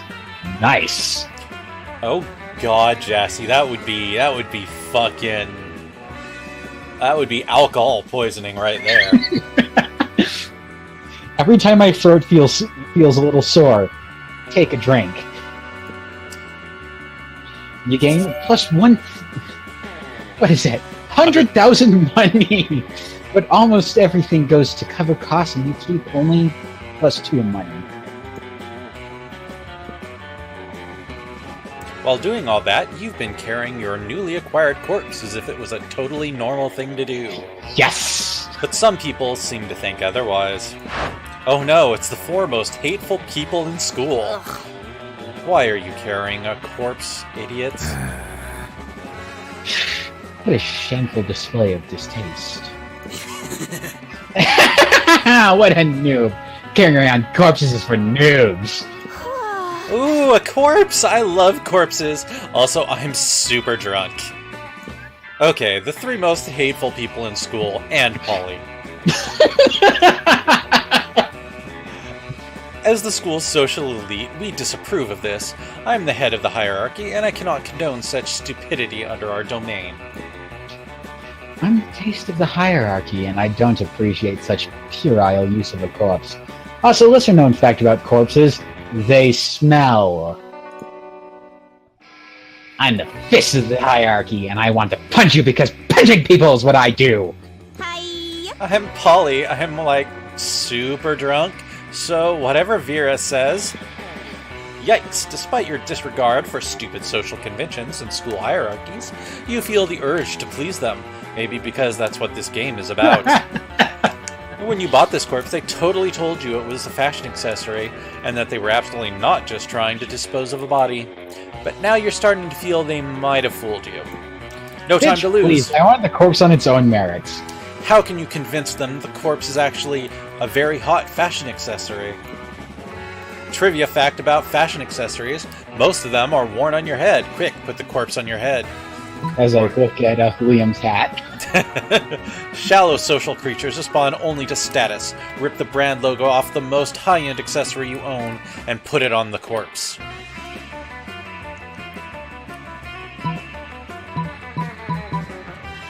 This is a serious choice. Yep.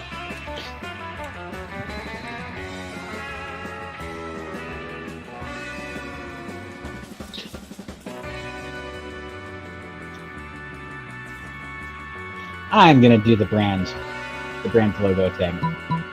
Rip the brand logo off the most high-end accessory you own and put it on the corpse? Yes. Not so wealthy. Finally, somebody failed! You quickly rip the logo off another piece of clothing you had with you and put it on the corpse.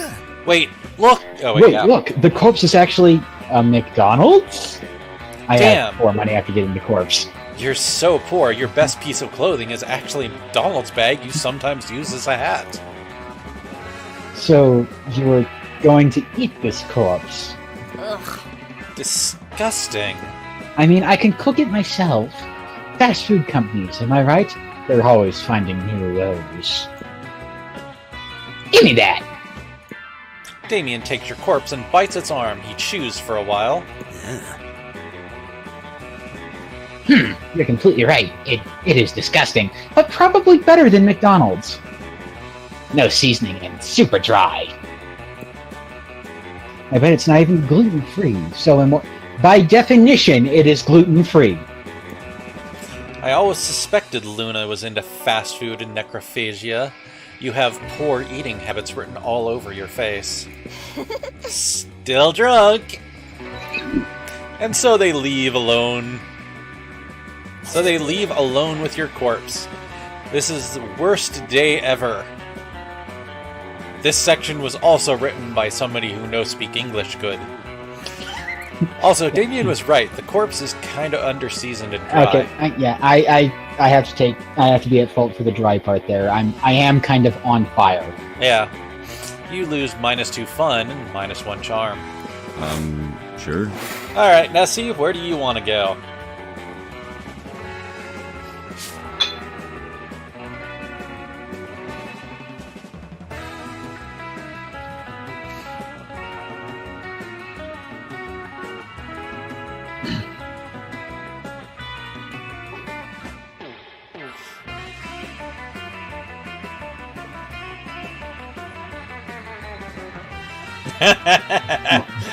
The game has infected Jassy.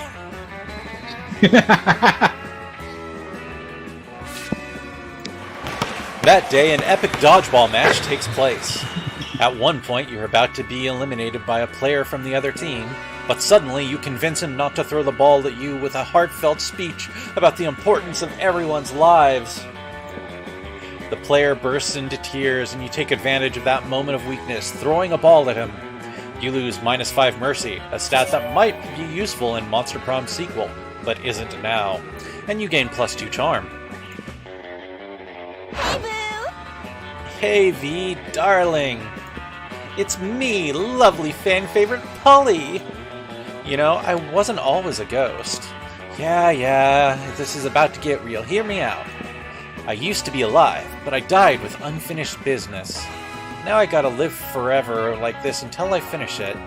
And you might ask, what's your unfinished business, fan favorite lovely Polly? I guess I can tell you. I never did a reverse Romanian Wilkinson. You know, sexually. There was a penguin mask that had that description. Yep. Don't get me wrong, I love being immortal and walking through walls and shit. But my soul will never truly rest until I do that freaky sex move. Oh, well. I've done that one loads of times. Just name a time and a place and I'll reverse all over your Romanian Wilkinson. Or throw a smoke bomb and escape while leaving a replica of yourself. That should buy you time to figure out what a reverse Romanian Wilkinson is. First one. Nessie is chosen. I've done that one loads of time. Just name a time and a place and I'll reverse all over your Romanian Wilkinson. Yes! Finally, someone as well versed in freaky sex as I am. At last I can be free of my eternal ghostly prison, or whatever. But mostly, freaky sex! Alright, it's on. Prom night, okay? You bring the supplies, I'll bring all my sexpertise. And hey, purge the zucchini, Admiral. You know what I'm talking about. See you soon. She totally phased out. Oh boy, you might have just gotten yourself tickets to the wildest night of your life. But what the fuck is a reverse Romanian Wilkinson? And what are the supplies? For now, you at least gain +3 fun. Let's go. Alright, a kitten.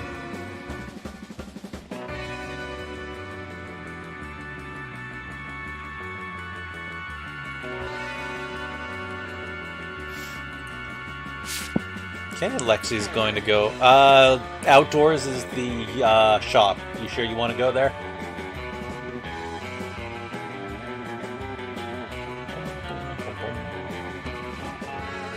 Okay.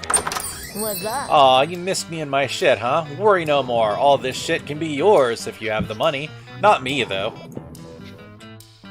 What do you want to buy? You can get the fake Latin accent, tampon used by the former prom queen, impractical yet funny kind of funny glasses, Russian novel, motivational poster, or a badass fake tattoo.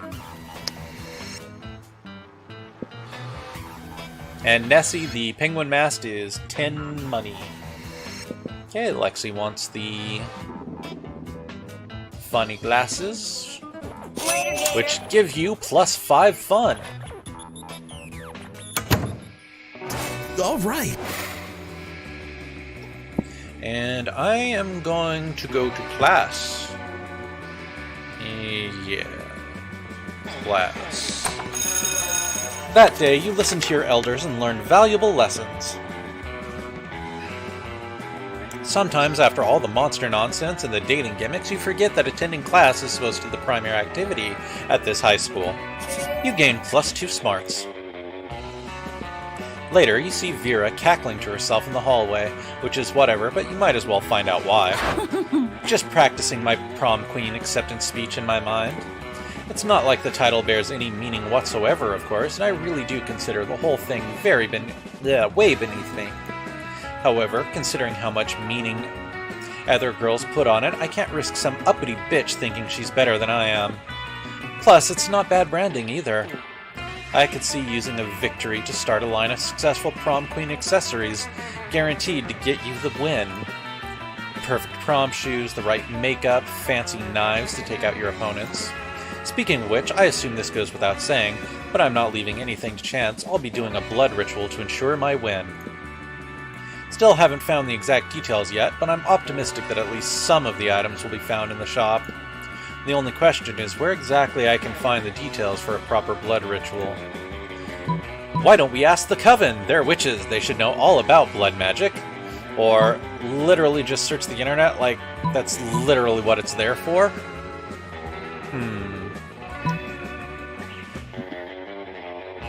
Go with Coven. Aww. Of course, I know those basic bitches would come in handy one day. Actually, I really didn't. I always thought they were pretty useless, but I'm never mad to be proven wrong when it serves me. Using the skills you gained during the extra credit summoning seminar, you call forth the Coven. What is it now? Is there some emergency? Is the world in need of saving? Of course not. The world is the worst. Why would I ever want to save it? No, I just want to be prom queen. And I need some blood magic to guarantee my victory, and I figured you three could do something productive for once. Under no circumstances will we be revealing any magical secrets to help a petty little brat become prom queen. I genuinely cannot think of a more frivolous use of blood magic than this egotistical little side quest. Every time I think the students of this school cannot be any more ludicrous. Yeah, when I need your opinion, I'll ask for it. You're the one who called us here! Yeah, and a lot of help you've been. Now get out of my sight before I use my sight to turn you to stone. Vera turns to your sorry ass. Hi. That includes you, useless. I'll find the ingredients myself. Thanks for nothing. Yeah, useless. You lose 2 smarts and 1 charm. God damn it. You just got those smarts too. Yep. Something happens to Luna. Wah! Let's do this! You're on your way to that Frogurt place you like so much when Polly's hand shoots through your chest and comes out the front, holding her phone. Hey, I need you to compare these selfies for me and tell me who's hotter. This one's a kitten, a classic bathroom selfie, and this one's V, a classic naked panther fight selfie. I think they're both super hot, but I don't have time to bang them both. Yeah, you do. You've got multiple holes. I'm getting Botox injections after school. I don't know what's worse, that pun or what you just said. Well, she does! And she can go through things, so technically she has infinite. You're not making your case any better. All I'm saying is ghost sex is best sex. Do we need to let the mermaid know about that? I'm sure she would agree after Polly gets her some cocaine. Fish cocaine. The problem is that I think everybody's hot, so I need somebody else to break the tie. Someone like you, please. Everybody knows a kitten is hotter than a blowjob with magma in your mouth.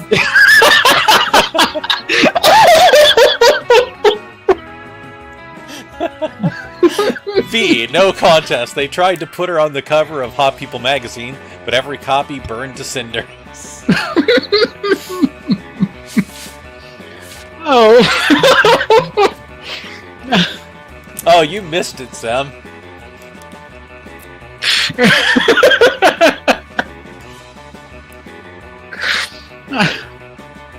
Oh gosh.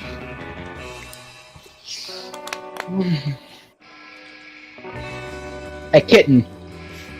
A kitten? A kitten. Even hotter than a Carolina dick ruiner? No way! Well, now we know what that, the proper term for that is. Good thing I'm already dead, otherwise I might catch fire just by being in the same room as a kitten. I gotta find her quick before Damien finds a way to weaponize her. Polly glides off to find your furnace-hot friend. You truly are the ultimate wing creature. You gain +2 creativity. You're welcome. Trade places! Everybody chooses something cool. Say your choice out loud to the rest of the players before clicking.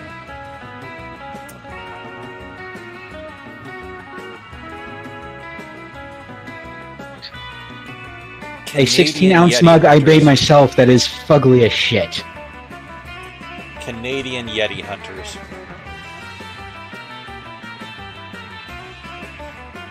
An ice golem giving a blowjob.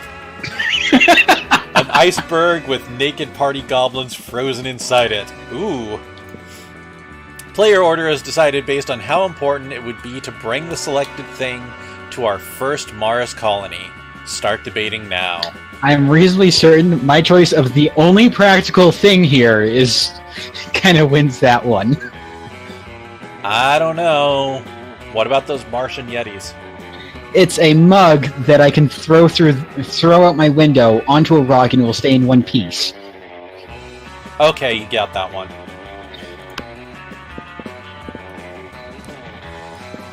Alright, what next?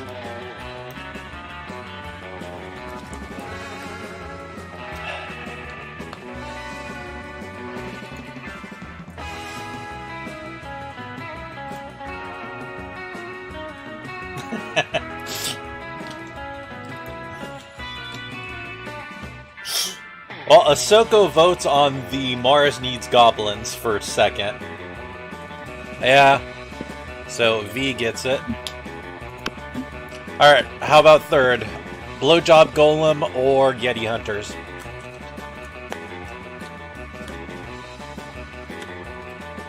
I'm kind of biased because it would make the pattern continue. This is true. I'm going to let the fucking stream chat decide. That honestly is probably the best option. Well, Ahsoka votes for Yeti Hunters. Canadian Yeti Hunters. And Zem, the option are Canadian Yeti Hunters or an ice golem that gives blowjobs.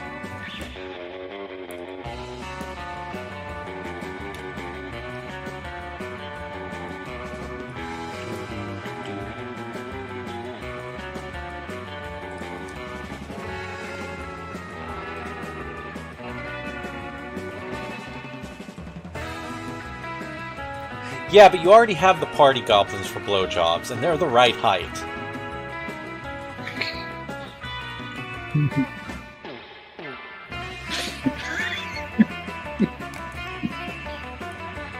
There's a reason why I named the stream what I did.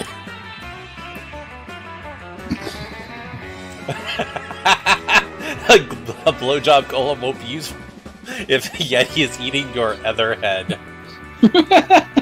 And hey, maybe the Yeti Hunters can tame the Martian Yetis to teach them how to give proper blowjobs.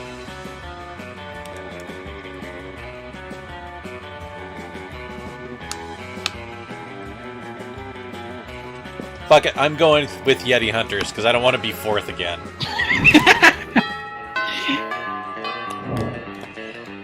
Let's do this! Luna, you're up. Where do you want to go? Come on, stream. I need to look at my stats. 9 smarts, 13 boldness, 6 creativity, 3 charms, 6 fun, 6 money. Yeah, I'm gonna go to the gym. I need the charm. What's up? Hey! Oh wait, shit. That's the shop. Yeah, I didn't notice, sorry. Well, you could still boost your charm. You have the money for it. Some money, but yes. Hey, why would you study and prepare for your future when you can come here and buy some weird shit instead, am I right? Where does she even get this shit? Don't even dare ask me how I got this. The thing is Don't I can even totally dare ask her how she got this. I can attempt to steal Vera with the tampon. Yeah. You could. Yeah, Jassy. I'm pretty sure because of how structured this is, it's consume half your drink. Yeah. I believe charm would be the Latin accent if you want to go. Yeah, I'm gonna go with the Latin accent. Okay. Later, gator. Yep, now you have 8 charm. I'm always amazed at how people keep coming and buying all this stupid crap. Intriguing. Sure. Okay, literally, I am your 3rd customer in just as many weeks. And I also like to point out I was your 1st customer. Well, granted, her inventory has shrunk significantly too as well. There are other people in school. Nessie, where do you wish to go? Library? That day, you spend some time on the library's PCs playing some good old online poker. Gambling seems like a stupid and dangerous decision, but who cares? This time it paid off, so fuck it! Fuck it! You gained 2 money. Polly seems really excited about trying a reverse Romanian Wilkinson with you. And the only thing you have to do is get all the needed supplies. Which would be fine, except you have no idea what any of them are. Luckily, you've got a few spare minutes to try and figure this out. You do a quick search on your phone because you assume the internet must know something about this as long as it's related to very weird sex fetishes. Nothing. While trying other keywords, you spot the Coven looking over at your phone. Always the What? same with you. Could it possibly be that they know something about the reverse Romanian Wilkinson? No. They're always bitching so much about saving the world, they would never admit they're into these kinds of very weird sex fetishes. Maybe you're not searching hard enough on the net. Or maybe you're letting your prejudices blind you. Are you a bigot, Nessie? There's not much more time to lose here. The solution is clear. You're tackling online searching in a very short-sighted way. You need to come up with unexpected search terms that will point you in the right direction, or use your people skills to get 3 witches to admit they know what a reverse Romanian Wilkinson is, and to tell you what you need for it. We know what is needed for it, but Honestly, I think she has the charm to do it. and As the much money. as the internet is for porn, I'm a people person, so ask the witches. So charming. You use your refined persuasion skills with the Coven, which include techniques such as repeating, "Tell me what a reverse Romanian Wilkinson is," to the point of exhaustion. Okay, we might know what a reverse Romanian Wilkinson is. But we know because of saving the world. So you'll need a penguin mask, a bag of marbles, and a kilo of guacamole. We're sure Valerie was selling a penguin mask the other day. Don't think we have a kilo of guac for you. What kind of pervs do you think we are? Totally have a bag of marbles, though. How about you keep the marbles and we never mention this again, okay? Okay, bye. Nicely done. In the end, it turned out to be exactly like that old toy commercial jingle. Marbles, marbles, you'll never have enough. They're perfect for booby traps and for super weird sex stuff. What is this world? Huh, these marbles smell funny though. Maybe they're already used. Ew! At first, you feel like that's not okay, but then again, you're about to get into some really kinky stuff, so who are you to judge? They should have at least cleaned them. Your mind is opened, and your excitement grows. You gain +2 creativity and +1 fun. I'm relatively certain that there's no amount of bleach and microwaving radioactive waste in the world that can sufficiently clean those marbles. Let's go back to class. That day you learn a ton of spells that are all as cool as they are seemingly useless. A spell to renew sticker stickiness. A spell to turn chocolate and vanilla ice cream into vanilla and chocolate ice cream. A spell to gain +2 smarts. You actually use that last spell and you gain +2 smarts. Okay, now use it again. You notice Vera standing in the corner, pissed. What looks like a fresh braid on the back of her head is actually 2 of her snakes fighting. Poisons flying everywhere. Oh, I'm okay. It's just Hissy and Bob having another disagreement. She named her snake hairs. Yeah, it happens. This time they can't decide whether Miranda's domain should be called a kingdom or an empire, and it's like, who cares? I'm telling you, if they weren't my hair, I would sell them to Thailand, where they eat snakes. Decapitate them to set an example. You could totally rock some bangs. Or snakes get feisty when they don't have jobs. Put them to work building your evil empire.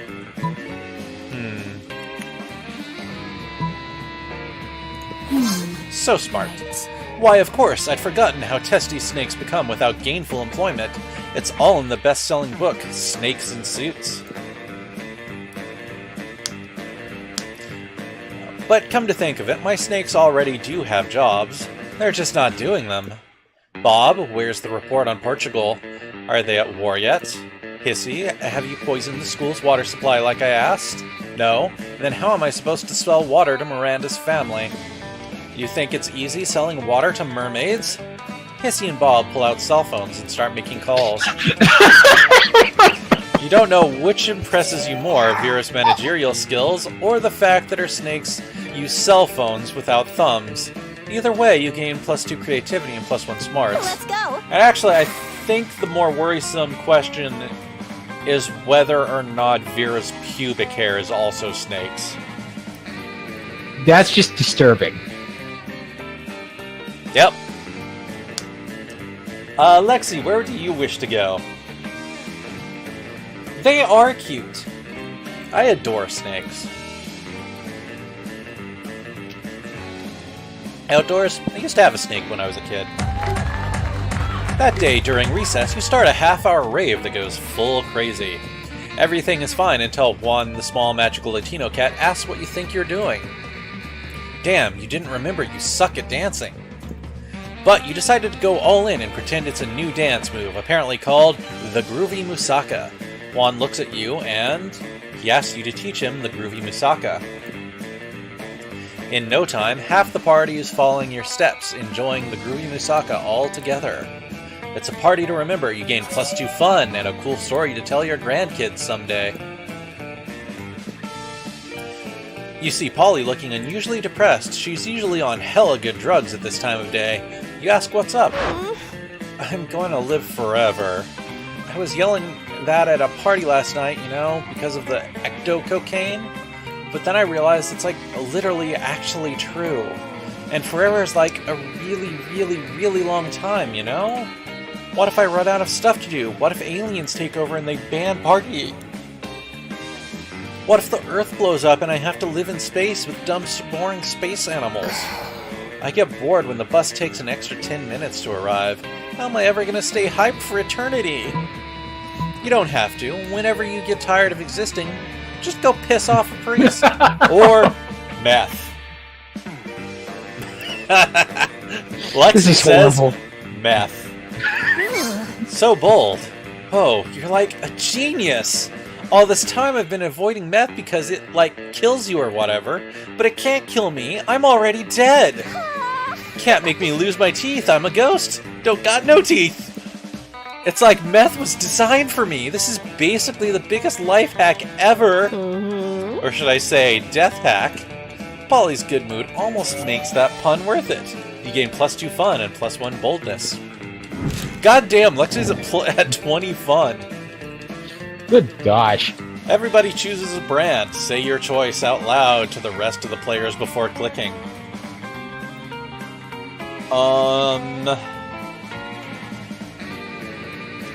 I choose... Tattered cover. Bookstore and tea shop.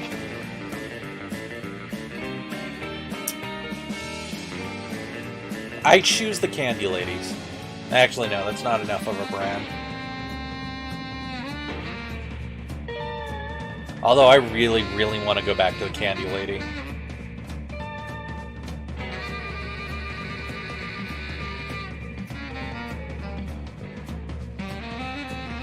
That place had such good stuff, good snacks.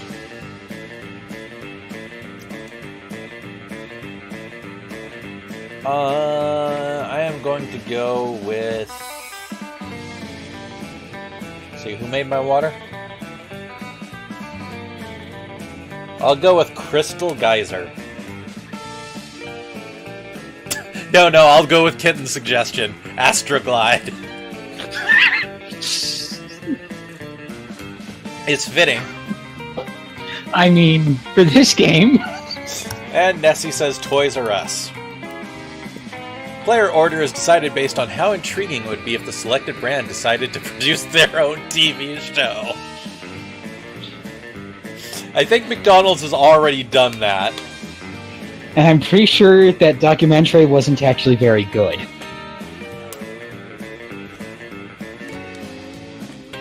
I think Toys R Us... Yeah, I think it's down to you and I, Luna.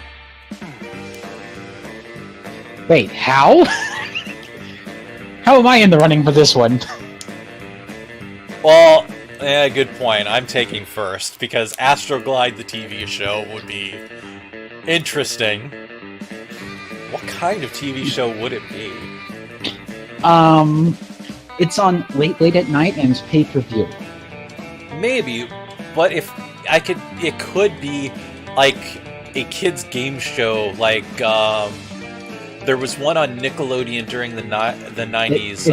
It's a kids' game show and it uses all the special innuendos that go right over the kids' heads, but all the adults know exactly what's up. Oh, and the choice for hostess wasn't coincidence. Okay, who gets second?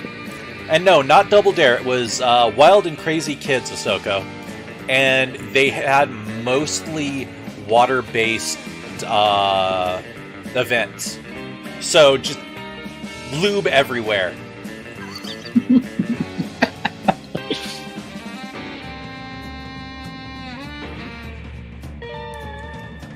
At this point, I'm just biased towards tighter cover because bookstores and tea in the same place. That's true. I will be right back while people ponder. Yes. Speaking of which, I am going to go get more fluids because I ran out.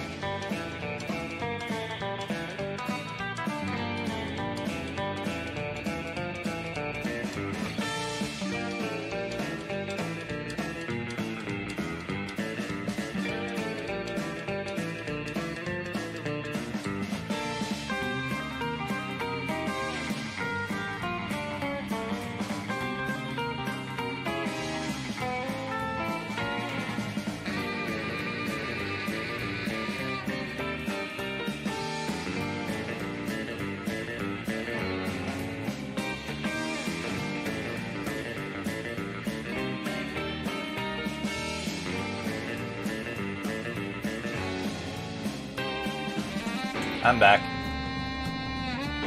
I actually have an even better idea for the Astroglide show. The Astroglide Variety Hour.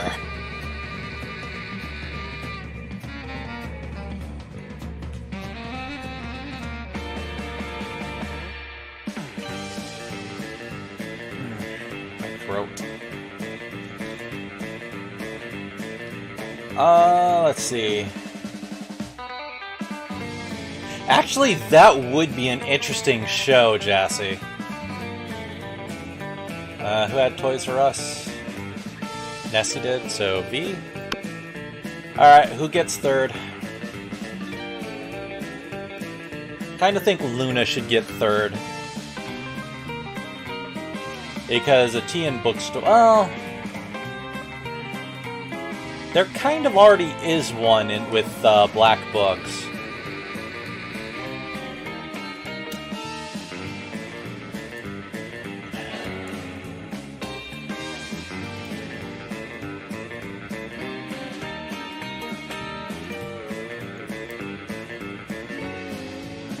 I have returned Welcome back. with more fluids. Good gosh, I'm glad Damien hasn't had any lines recently. But he's so much fun to do. Yeah. Okay, I kind of want to say McDonald's, so Lexi's next for third, because imagine a McDonald's television show as done in the vein of Stephen King movies.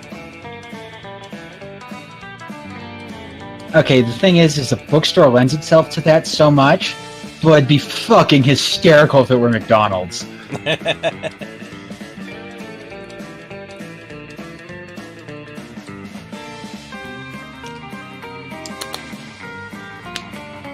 Alright, stream chat, tell us who gets third. Bookstore or McDonald's? Book and tea store. Book and tea store, yes. It's been a while since I've been there. First person Granted, to... I don't have money right now, so I can't get a pound of tea like I did last time. Okay, Luna, you get third. Woo! All right. Okay,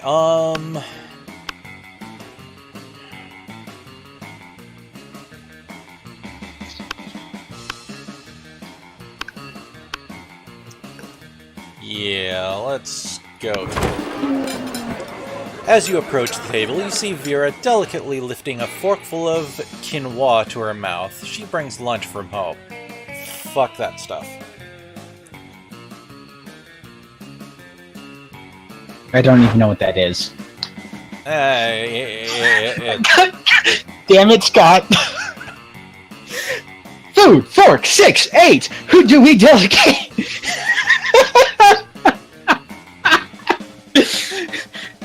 The list 8! Eating! Yay! Eating! Ugh. Scott, what on earth are you doing?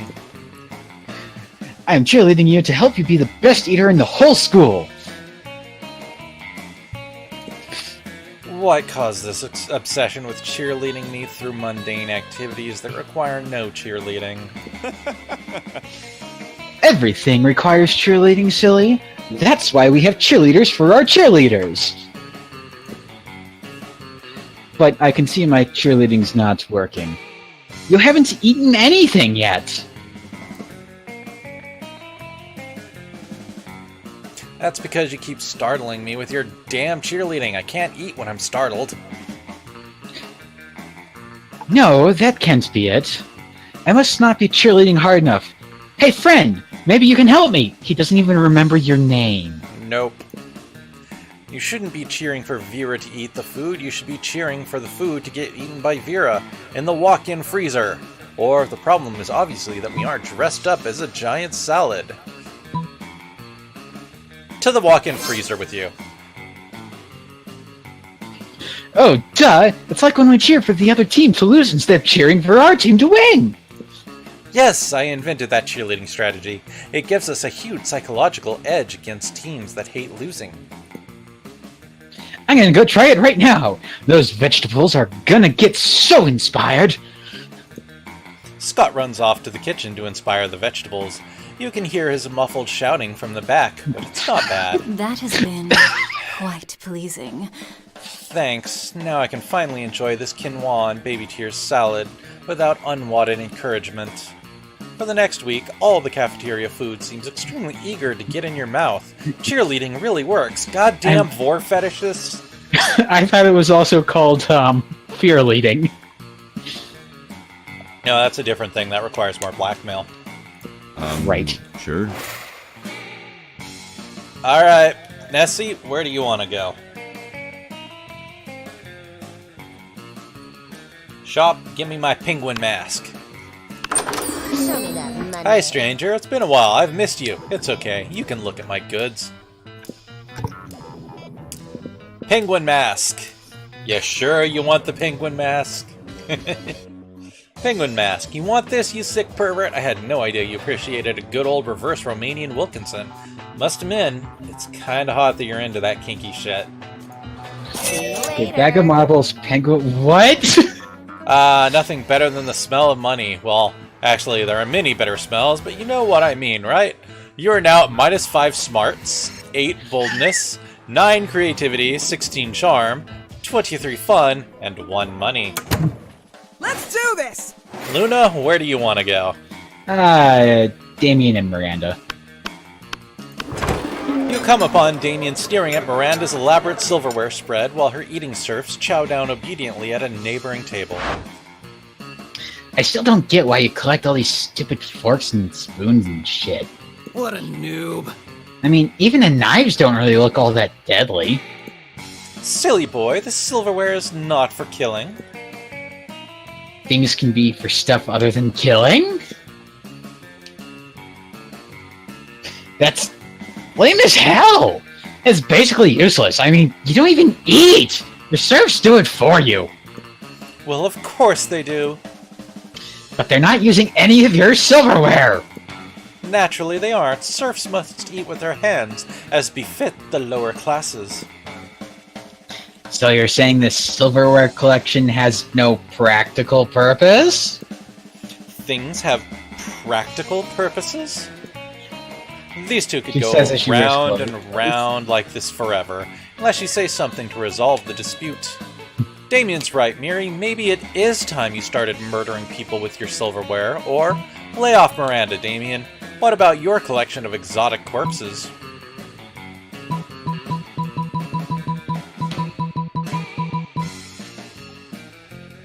I'd like to remind you of the context of what happened with my corpse. Yeah? Which I still have. Yep. So, who do you want Damien's right. Damien's right? Damien's right. I mean, I was just giving her shit. Oh, wait, yeah, it's you. God damn it. I mean, I was just giving her shit, but I am in favor of any plan that gets more people murdered. Oh, how barbaric. Are you sure that's the right thing to do? Yep, 100%. Absolutely.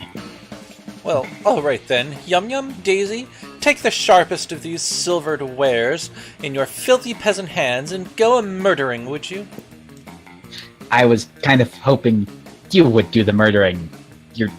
Yourself. If we're living in an age wherein a lady can't outsource her senseless murders to her servants, I don't know what the world is coming to. Fair enough. As long as the murders get done, I guess I don't care.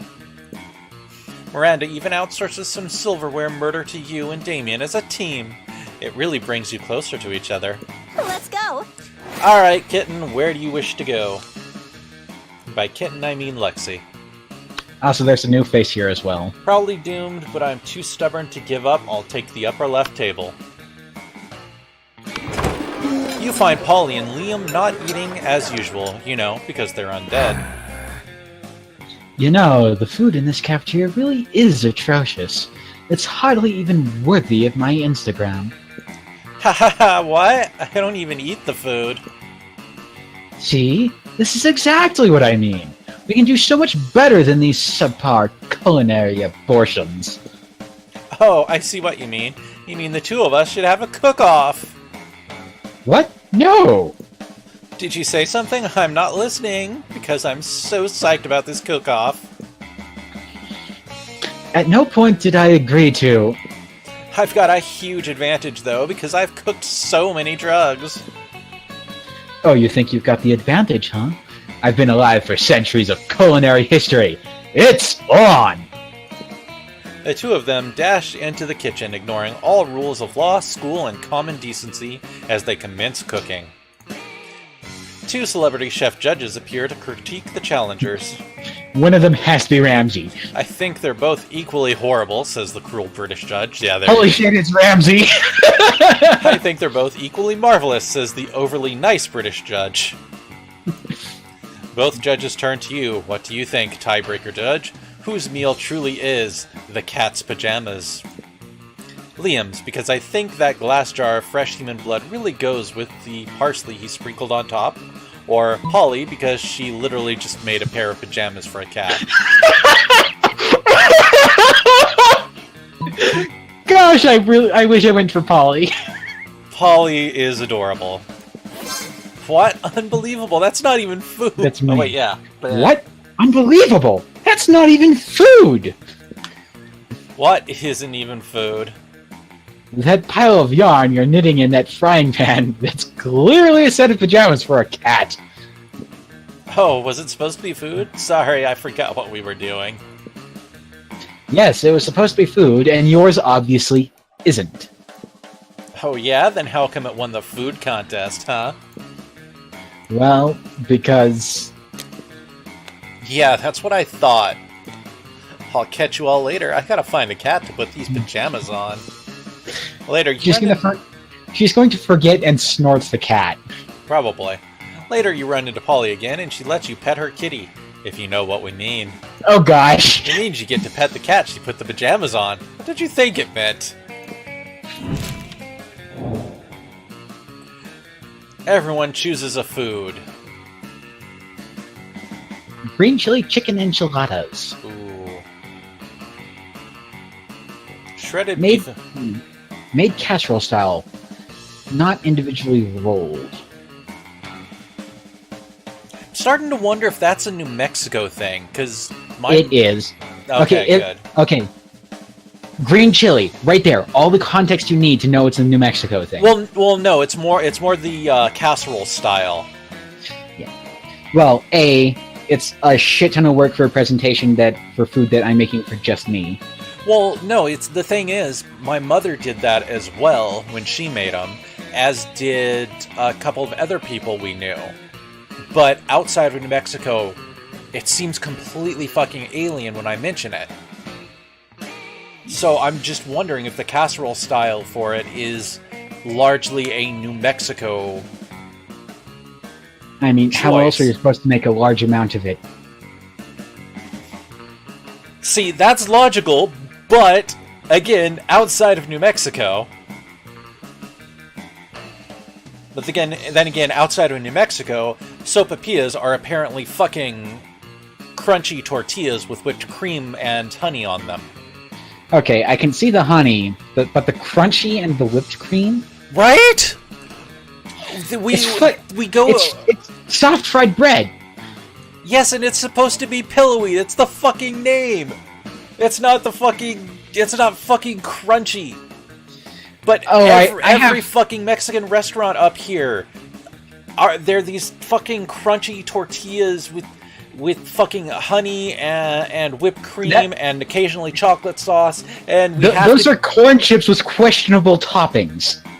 And we have to go to Portland, which is like hour or 2 hours away, to go to a specific New Mexican restaurant to get proper sopapillas. And give me a moment, because I need to remind the roommates that we have to go get proper sopapillas again.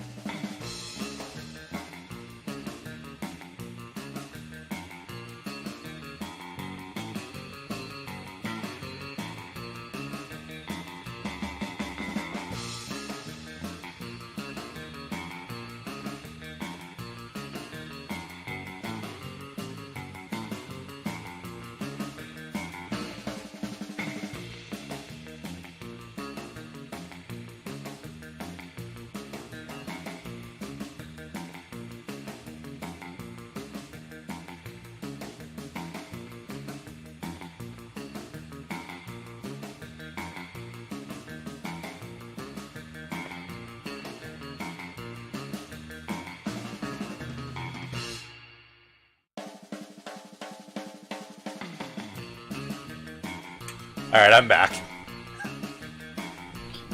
Hey, oh. Actually, it was kind of funny the first time we went there, because you can actually get fresh green chili up here, because there's like a surprising amount of Mexican and New Mexican people that live up here in Oregon. And you can even get like fresh hatch green chili. But most of it's relatively mild. First time we went to the restaurant, they did not have mild green chili. So my roommates were kind of expecting the more milder stuff. They bit into the food and it was extremely warm. And their faces were beautiful. Okay, I'm going to point out that my definition of mild kills people in Colorado. Yeah. But then again, Colorado are pansies who think they have better green chili than us. Well, yeah, but Colorado's full of people that are fucking stoned. Hey, Galaxia. They have that going for them, so there's that. Because real talk, it's really great having good, proper New Mexican enchiladas and taking some weed. Huh? Oh, I've done so once because I was visiting my parents at the time. That happened to be what was for dinner. Okay, oh yeah, challenge. Everybody chooses a food. Yes. We have cat pajamas from Karura, whose actual handle you've been using, I don't know. Lexi. And key lime pie from Nessie. And then green chili chicken enchiladas from you. And fuck it, I'm gonna go sopapillas. Player order is decided based on how funny it would be to give Luna the nickname the Cool. Your food choice. Start debating now. Okay, sopapilla wouldn't be funny. That would be sexy. The cool cat's pajamas. The cool key lime pie. Or the cool green chili chicken enchiladas. Let's just randomize this one. Because it seems like it would be a bit wonky to do. Hey Galaxia, stream elements. I use Streamlabs? I don't think I use Stream Elements. I think I looked at it and decided it wasn't worth fighting with.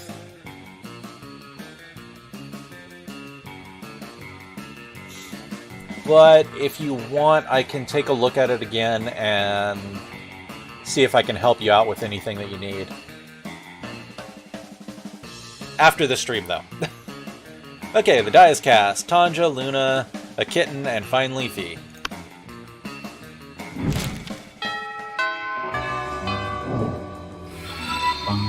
All right. Thank you for the follow, Galaxia. Okay, let's boost my charm. That day, an epic dodgeball match takes place. Amidst the battle, you spot a fellow player that seems utterly discouraged. She thinks she's not worth anything at dodgeball, and she attempts to throw a ball at herself. You explain to her the many ways you think she's unique and wonderful, while also defending the many pleasures in life. With your help, she's capable of finding reasons to keep playing and gains a sense of self-worth. You gain +1 BFF. Sadly, she's not part of this game, so that beautiful friendship will take place off-screen, where I can be as lewd as possible. And +2 charm. Hey, Tanja, remember that one time at that one party where you explained to me in great detail your brilliant secrets of the business world? Holy shit, you do not, and that doesn't sound like your area of expertise at all. You must have been pretty drunk. But it's Vera, so you smile and nod. Well, I will be attending a very fancy and important business dinner event tonight full of powerful people by exclusive invitation. And by exclusive invitation, I mean I'm going to use my Gorgon powers to turn the concierge into stone and then sneak in. I'd love to see you put other people's money where your mouth is if you're not doing anything tonight. You were planning on reorganizing your collection of very rare mint contingent Pokemon cards, the popular trading card game based on the even more popular video game Pocket Humans. Each card depicts a human being with a specific job and bio. But that can wait, so when time rolls around for the fancy business dinner, you shove them in your pocket and roll out. Tanja, over here. Glad you can make it. I've been raking in business cards, hand over claw so far. I met Gertrude Gorgonzola, the Diamond Tampon Tycoon. That sounds horrible. And Ray K. Bebop, the social media influencer, rapper, robot. And they're both very excited to do business with me. Plus, half the people in this room now follow me on Instagram.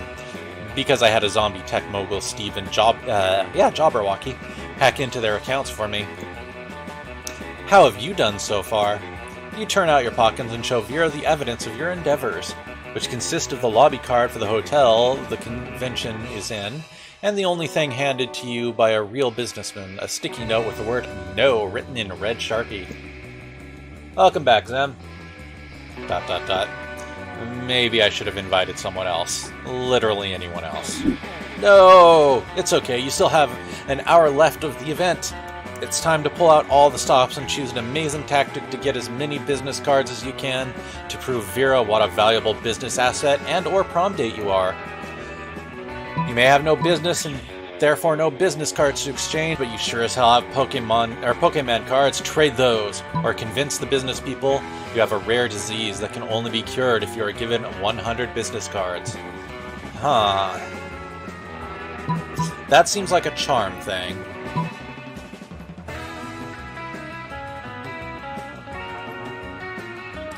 I don't think I'm gonna do very well with either of these. I mean, this is the path you picked. Never mind that you didn't know that it would lead to this. Yeah. Fuck it, let's try this one. So creative. Whew. Quick as a flash, you pull out your dope collection of Pokemon cards until you find the perfect pocket human for the event. Regina Schmidt, queen of networking. She's the owner of a plethora of businesses, as well as one of the 7 guardians of the stock market.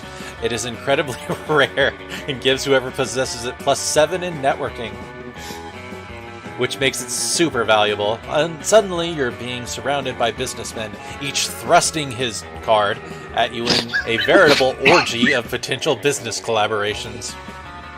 Within minutes, you have so many business cards that you would need to be a tentacle monster in order to hold all of them. Thankfully, I am. Damn, Tanja, you really know how to clean up, don't you? I think you have a business card from just about everyone here. Just then, 2 businessmen rush toward you so fast, cards extended, that they smash into each other and are both knocked out. I stand corrected. Vera stoops down and collects the business cards from the unconscious men. You hand her the stack of cards you've procured, and the 2 of you link arms and walk away. You toss the Regina Schmidt card over your shoulder, without even looking to see who may catch it. You no longer care about its fate. You have everything you've ever needed, a bunch of business cards, +2 boldness and +1 smarts, and the affection, or at the very least the tolerance, of a good woman. Let's do this! The word good is being used to describe her. She's good at stuff. That's the important part. Alright, Luna, where do you want to go? Okay, where is what at the moment, then? Reed, I'm trying to avoid that fucking business cat. There is no business cat. Ah. So everything is open except the gym.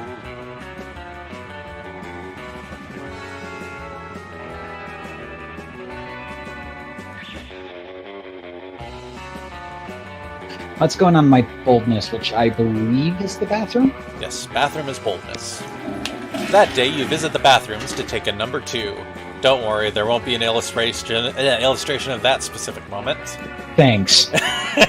Thing is, you make one of the boldest decisions in your life. You don't put paper on the toilet seat before using it. Look at you, you crazy bastard. You gain +2 boldness, probably +1 staphylococcus, with a slight chance of +1 STD. Of course, no trip to the bathroom would be complete without running into a group of your classmates doing something stupid. Ugh, Damien, you're the worst.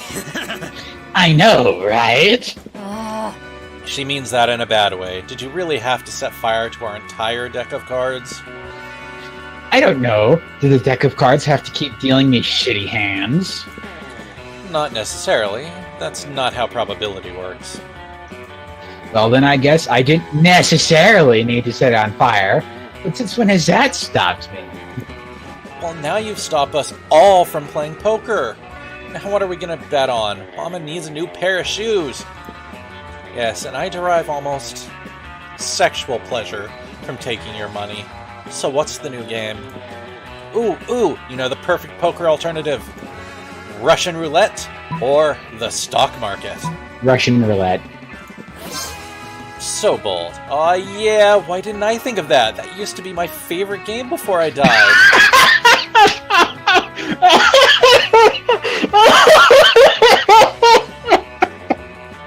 Wait. All in! Polly pulls an antique revolver out of nowhere, spins the cylinder, points it at her head, pulls the trigger 5 times until it fires. The bullet goes through her intangible head, bounces off the ceiling, and embeds itself in the mirror, right next to all the other bullet holes. I guess Vera and I split the money? Dang, I always lose at Russian roulette. Let's play again. I'll go first.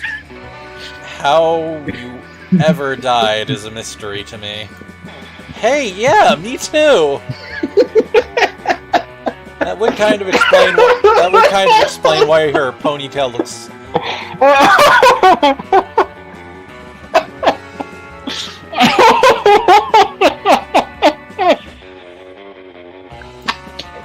You decide to get out of the bathroom to avoid any further ricochet. From the gunshots echoing behind you, it seems your friends are all delighted with your suggestion. You gain +2 fun and +1 smarts. Let's go. Alright, Lexi, where do you want to go?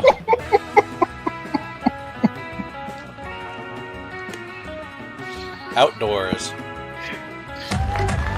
That day during recess, you start a half-hour rave that goes full crazy.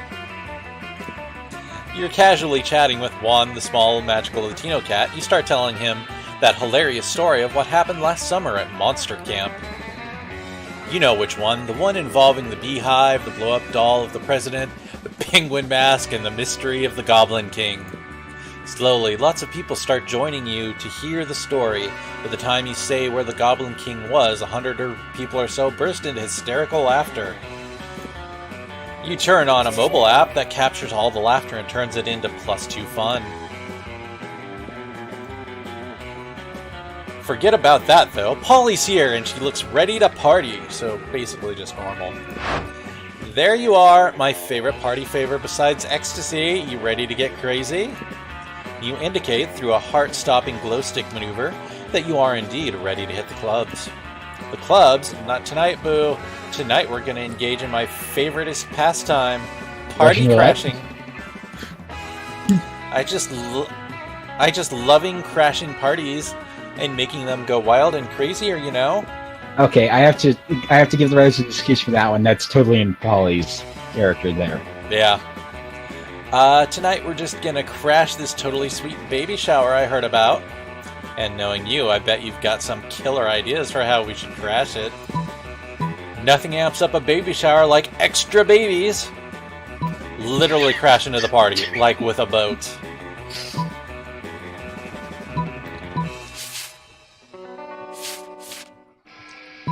Extra babies! Not so creative. Yes, finally something to do with all those babies I won in that raffle! Wait, what? Honestly, the idea of Polly and babies just reminds me of a silly comic that Plague of Gripes did. But on the way to the party, the police pull over Polly's dump truck. Oh no, the cops, I'm not going back to jail! I mean, I can just walk through the walls like last time, but it looks bad on my college transcripts. Polly disappears, leaving you the sole owner of a dump truck full of babies. In order to keep the cops off your back, you have to adopt all 407 of them, leaving you with much less time for romance. You lose -2 charm and -1 money. Sure. Nessie, what you wanna do? Yeah, you're now in debt because of your 407 babies. Granted, V is the opposite of smart at the moment. This is true.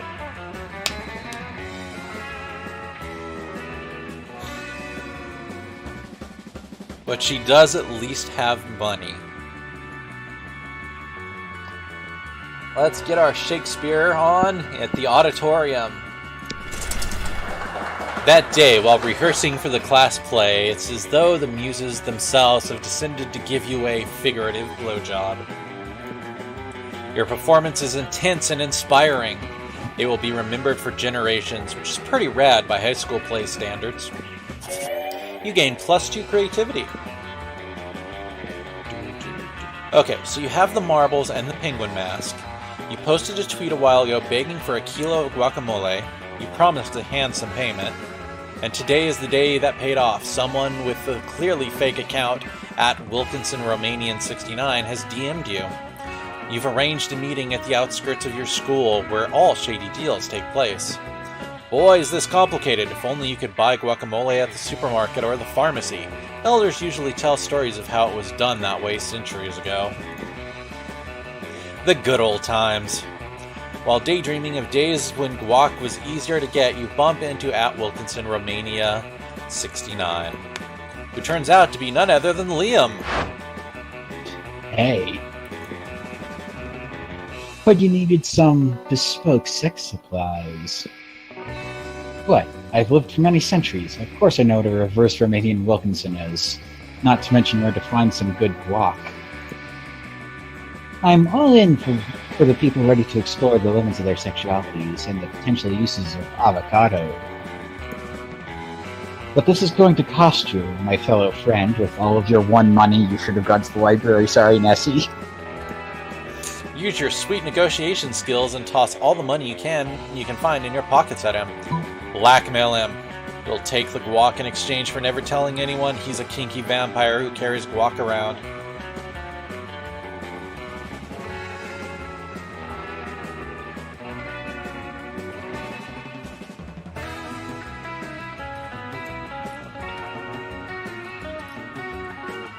Good luck, Nessie. Okay, I'm going to point out that avocado, and especially guacamole, is not a food item in this world.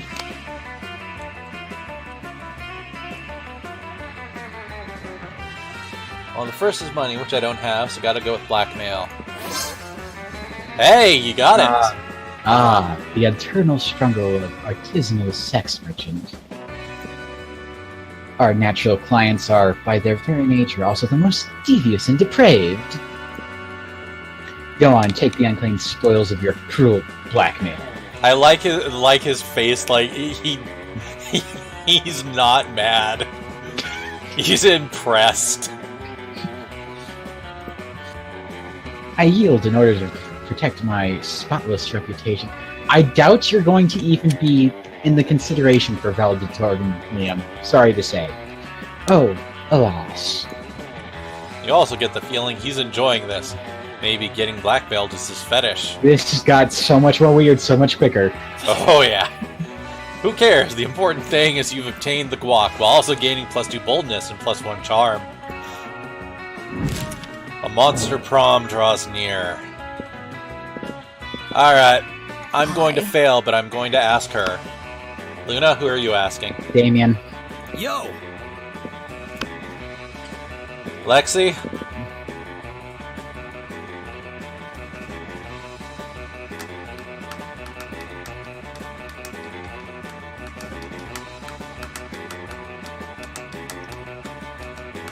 I kind of like how the game just kind of bullshit the existence of guacamole at the last moment there, by the way. Yeah. Okay. Let's go. Lexi is asking. No. It's party Damn time. blue people.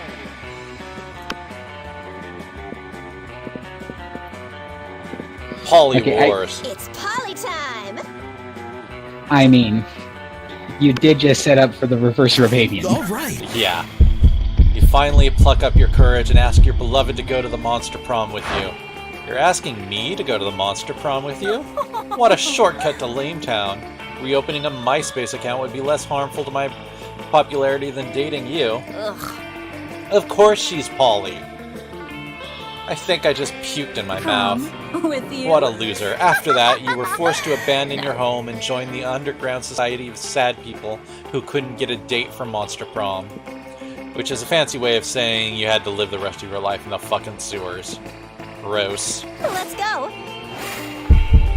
Finally pluck up your courage and ask your beloved to go to the Monster Prom with you. Not a chance in the world, darling. You're boredom on a stick. You'd bore me to death. And then what would I be? A meta ghost? Granted, that's with that 22 fun rating. Bye. See ya. No way, Boo. It's okay. You moved on from this horrible and shameful failure. You became a functional person, and eventually you met a sweet banshee called Ash. You shared lots of common interests, and after dating for some years, you married. One day, in the middle of a casual conversation, you mentioned how you couldn't get a date for Monster Prom. Despite your years of happiness, your marriage couldn't endure such a pathetic revelation, and so Ash abandoned you the next day. And thus you lived the rest of your life alone and sad. Never forget, Monster Prom is the most important thing. Let's do this! Alright, Luna. You finally pluck up your courage and ask your beloved to go to the Monster Prom with you. Prom? With you? You dumb... Oh, wait, yeah, it's you. You dumb fuck! Rad! That's a fucking great idea! Wow, impressive. Are you some kind of genius or something? I'll tell you what you are.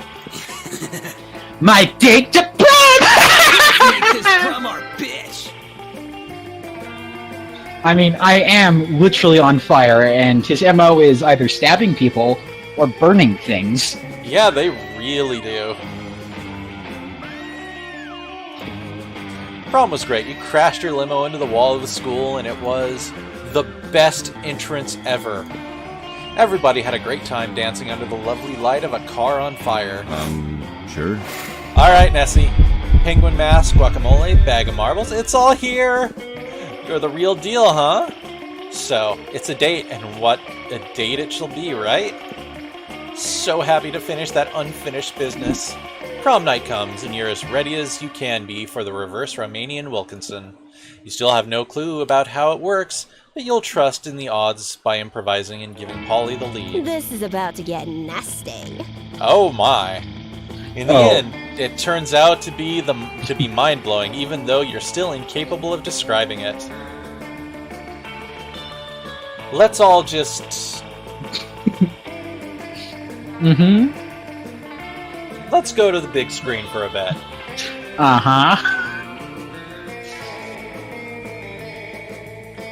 Everybody just take that in.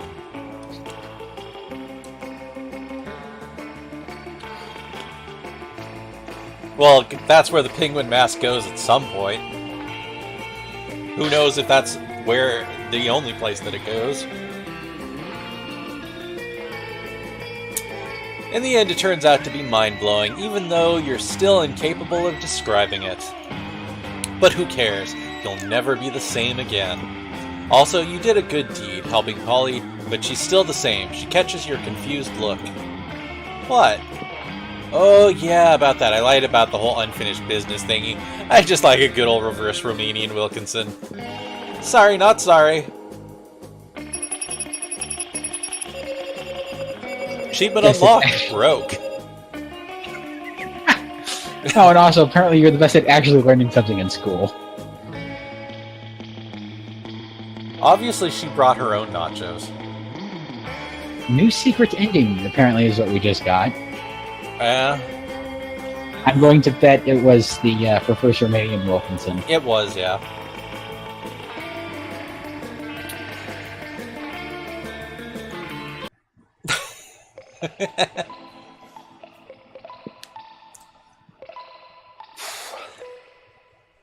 Those 3 weeks were maybe the most epic and absurd weeks of our lives. After Monster Prom, we kept on living our lives, falling in love, battling for friendship, and learning who we were and who we could be. And you know what? As it always does, life happened, and it was it was wonderful. Vera founded and became captain of the Fear Leaders. they ruined the lives of many people. Holly's drug cooking skills proved to be useful, and she became a chemist for the pharmaceutical industry. Okay, Yeah. I'd like to point out that when we learned, when she cooked something, she knitted cat pajamas. Yeah. Yet, on her free time, she still cooks drugs. And to be fair, she was trying to cook food and made pajamas. I imagine she has more focus when it comes to drugs. Fair. Her greatest inventions so far are watermelon-flavored ecstasy and a thing called LS Dope. Damien loved fire to the very end. Unfortunately, that wasn't a super legal affair, and he ended up in prison for arson. Fortunately, prison was flammable. During those 3 weeks, Monster Prom seemed bigger than life, and then it was gone, just like that. The battle for Monster Prom might have ended then, but there were lots of battles left in that war called youth. But once again, we were young and unafraid, and we were ready to start.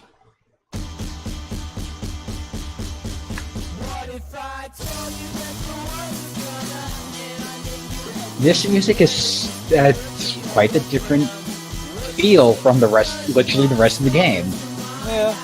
Well, I think that's partly because the rest of the game was using the beach track. There. I know at least 2 of them do, Lero. Damien was really into that knife. Yeah. Actually, I know 3 do. The shop cat girl, the Slayer, or at least supposed to be the Slayer, and one other that I'm not going to mention. We saw the face of the one other, but we didn't take her up on her lunchtime shenanigans.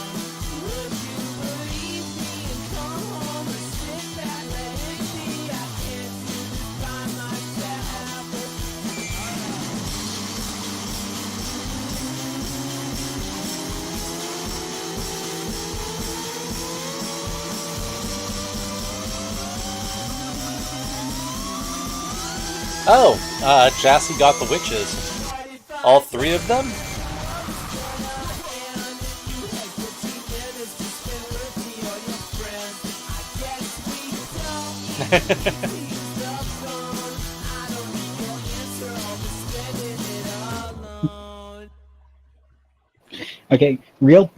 Real talk. The zombie right there, mad skills for riding a bicycle and drinking a drink through a straw while missing a cheek. Yeah. Unlocked. You have unlocked 8 new images in the gallery. Okay, fair enough. Let's check out the gallery.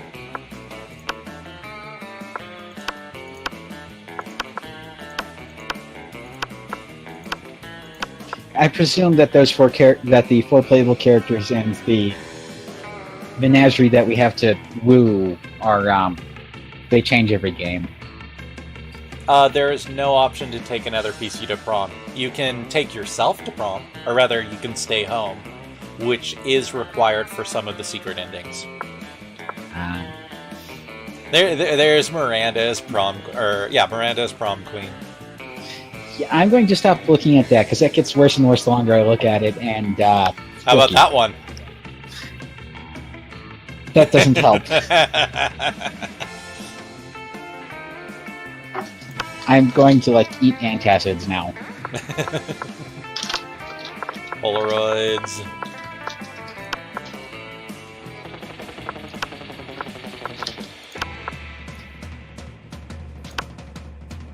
I'd like to point out that only one of those group of enjoying life is technically alive. Yeah. And even then, that's questionable given he's a demon.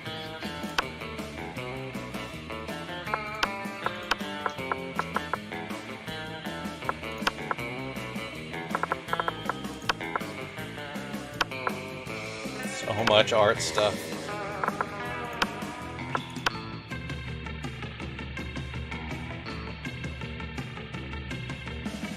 Never actually seen that one or the blob dude. Seen all the other characters though so far. So yeah, that was Monster Prom.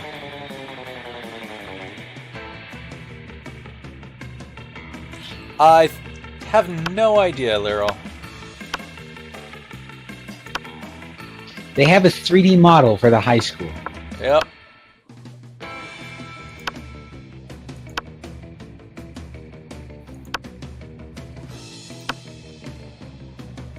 What basically amounts to a party version of a graphic novel. Yeah. Or a visual novel, rather.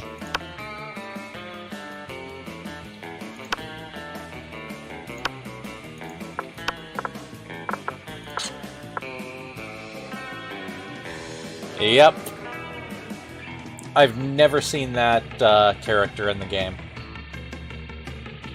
It might be one that hasn't shown up in my playthroughs.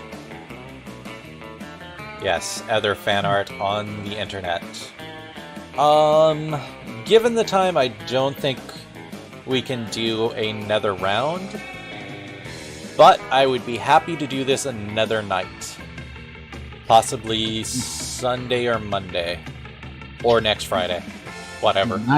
I super need to look into getting things to soothe the throat. Yeah, I need to do the same. But thank you all for playing. Hope you enjoyed. Or rather, I'm not going to do another game on stream. If people want to do like another one off stream, like a shorter game, I would be down for that. Since I wouldn't need to narrate and talk as much. Yeah, I'd be game for that. Something killed time on a Friday night in fucking Los Alamos. Yeah. But for now, I'm going... Actually, let's see who is streaming so I can host. No. Maybe, no. We'll host Pink.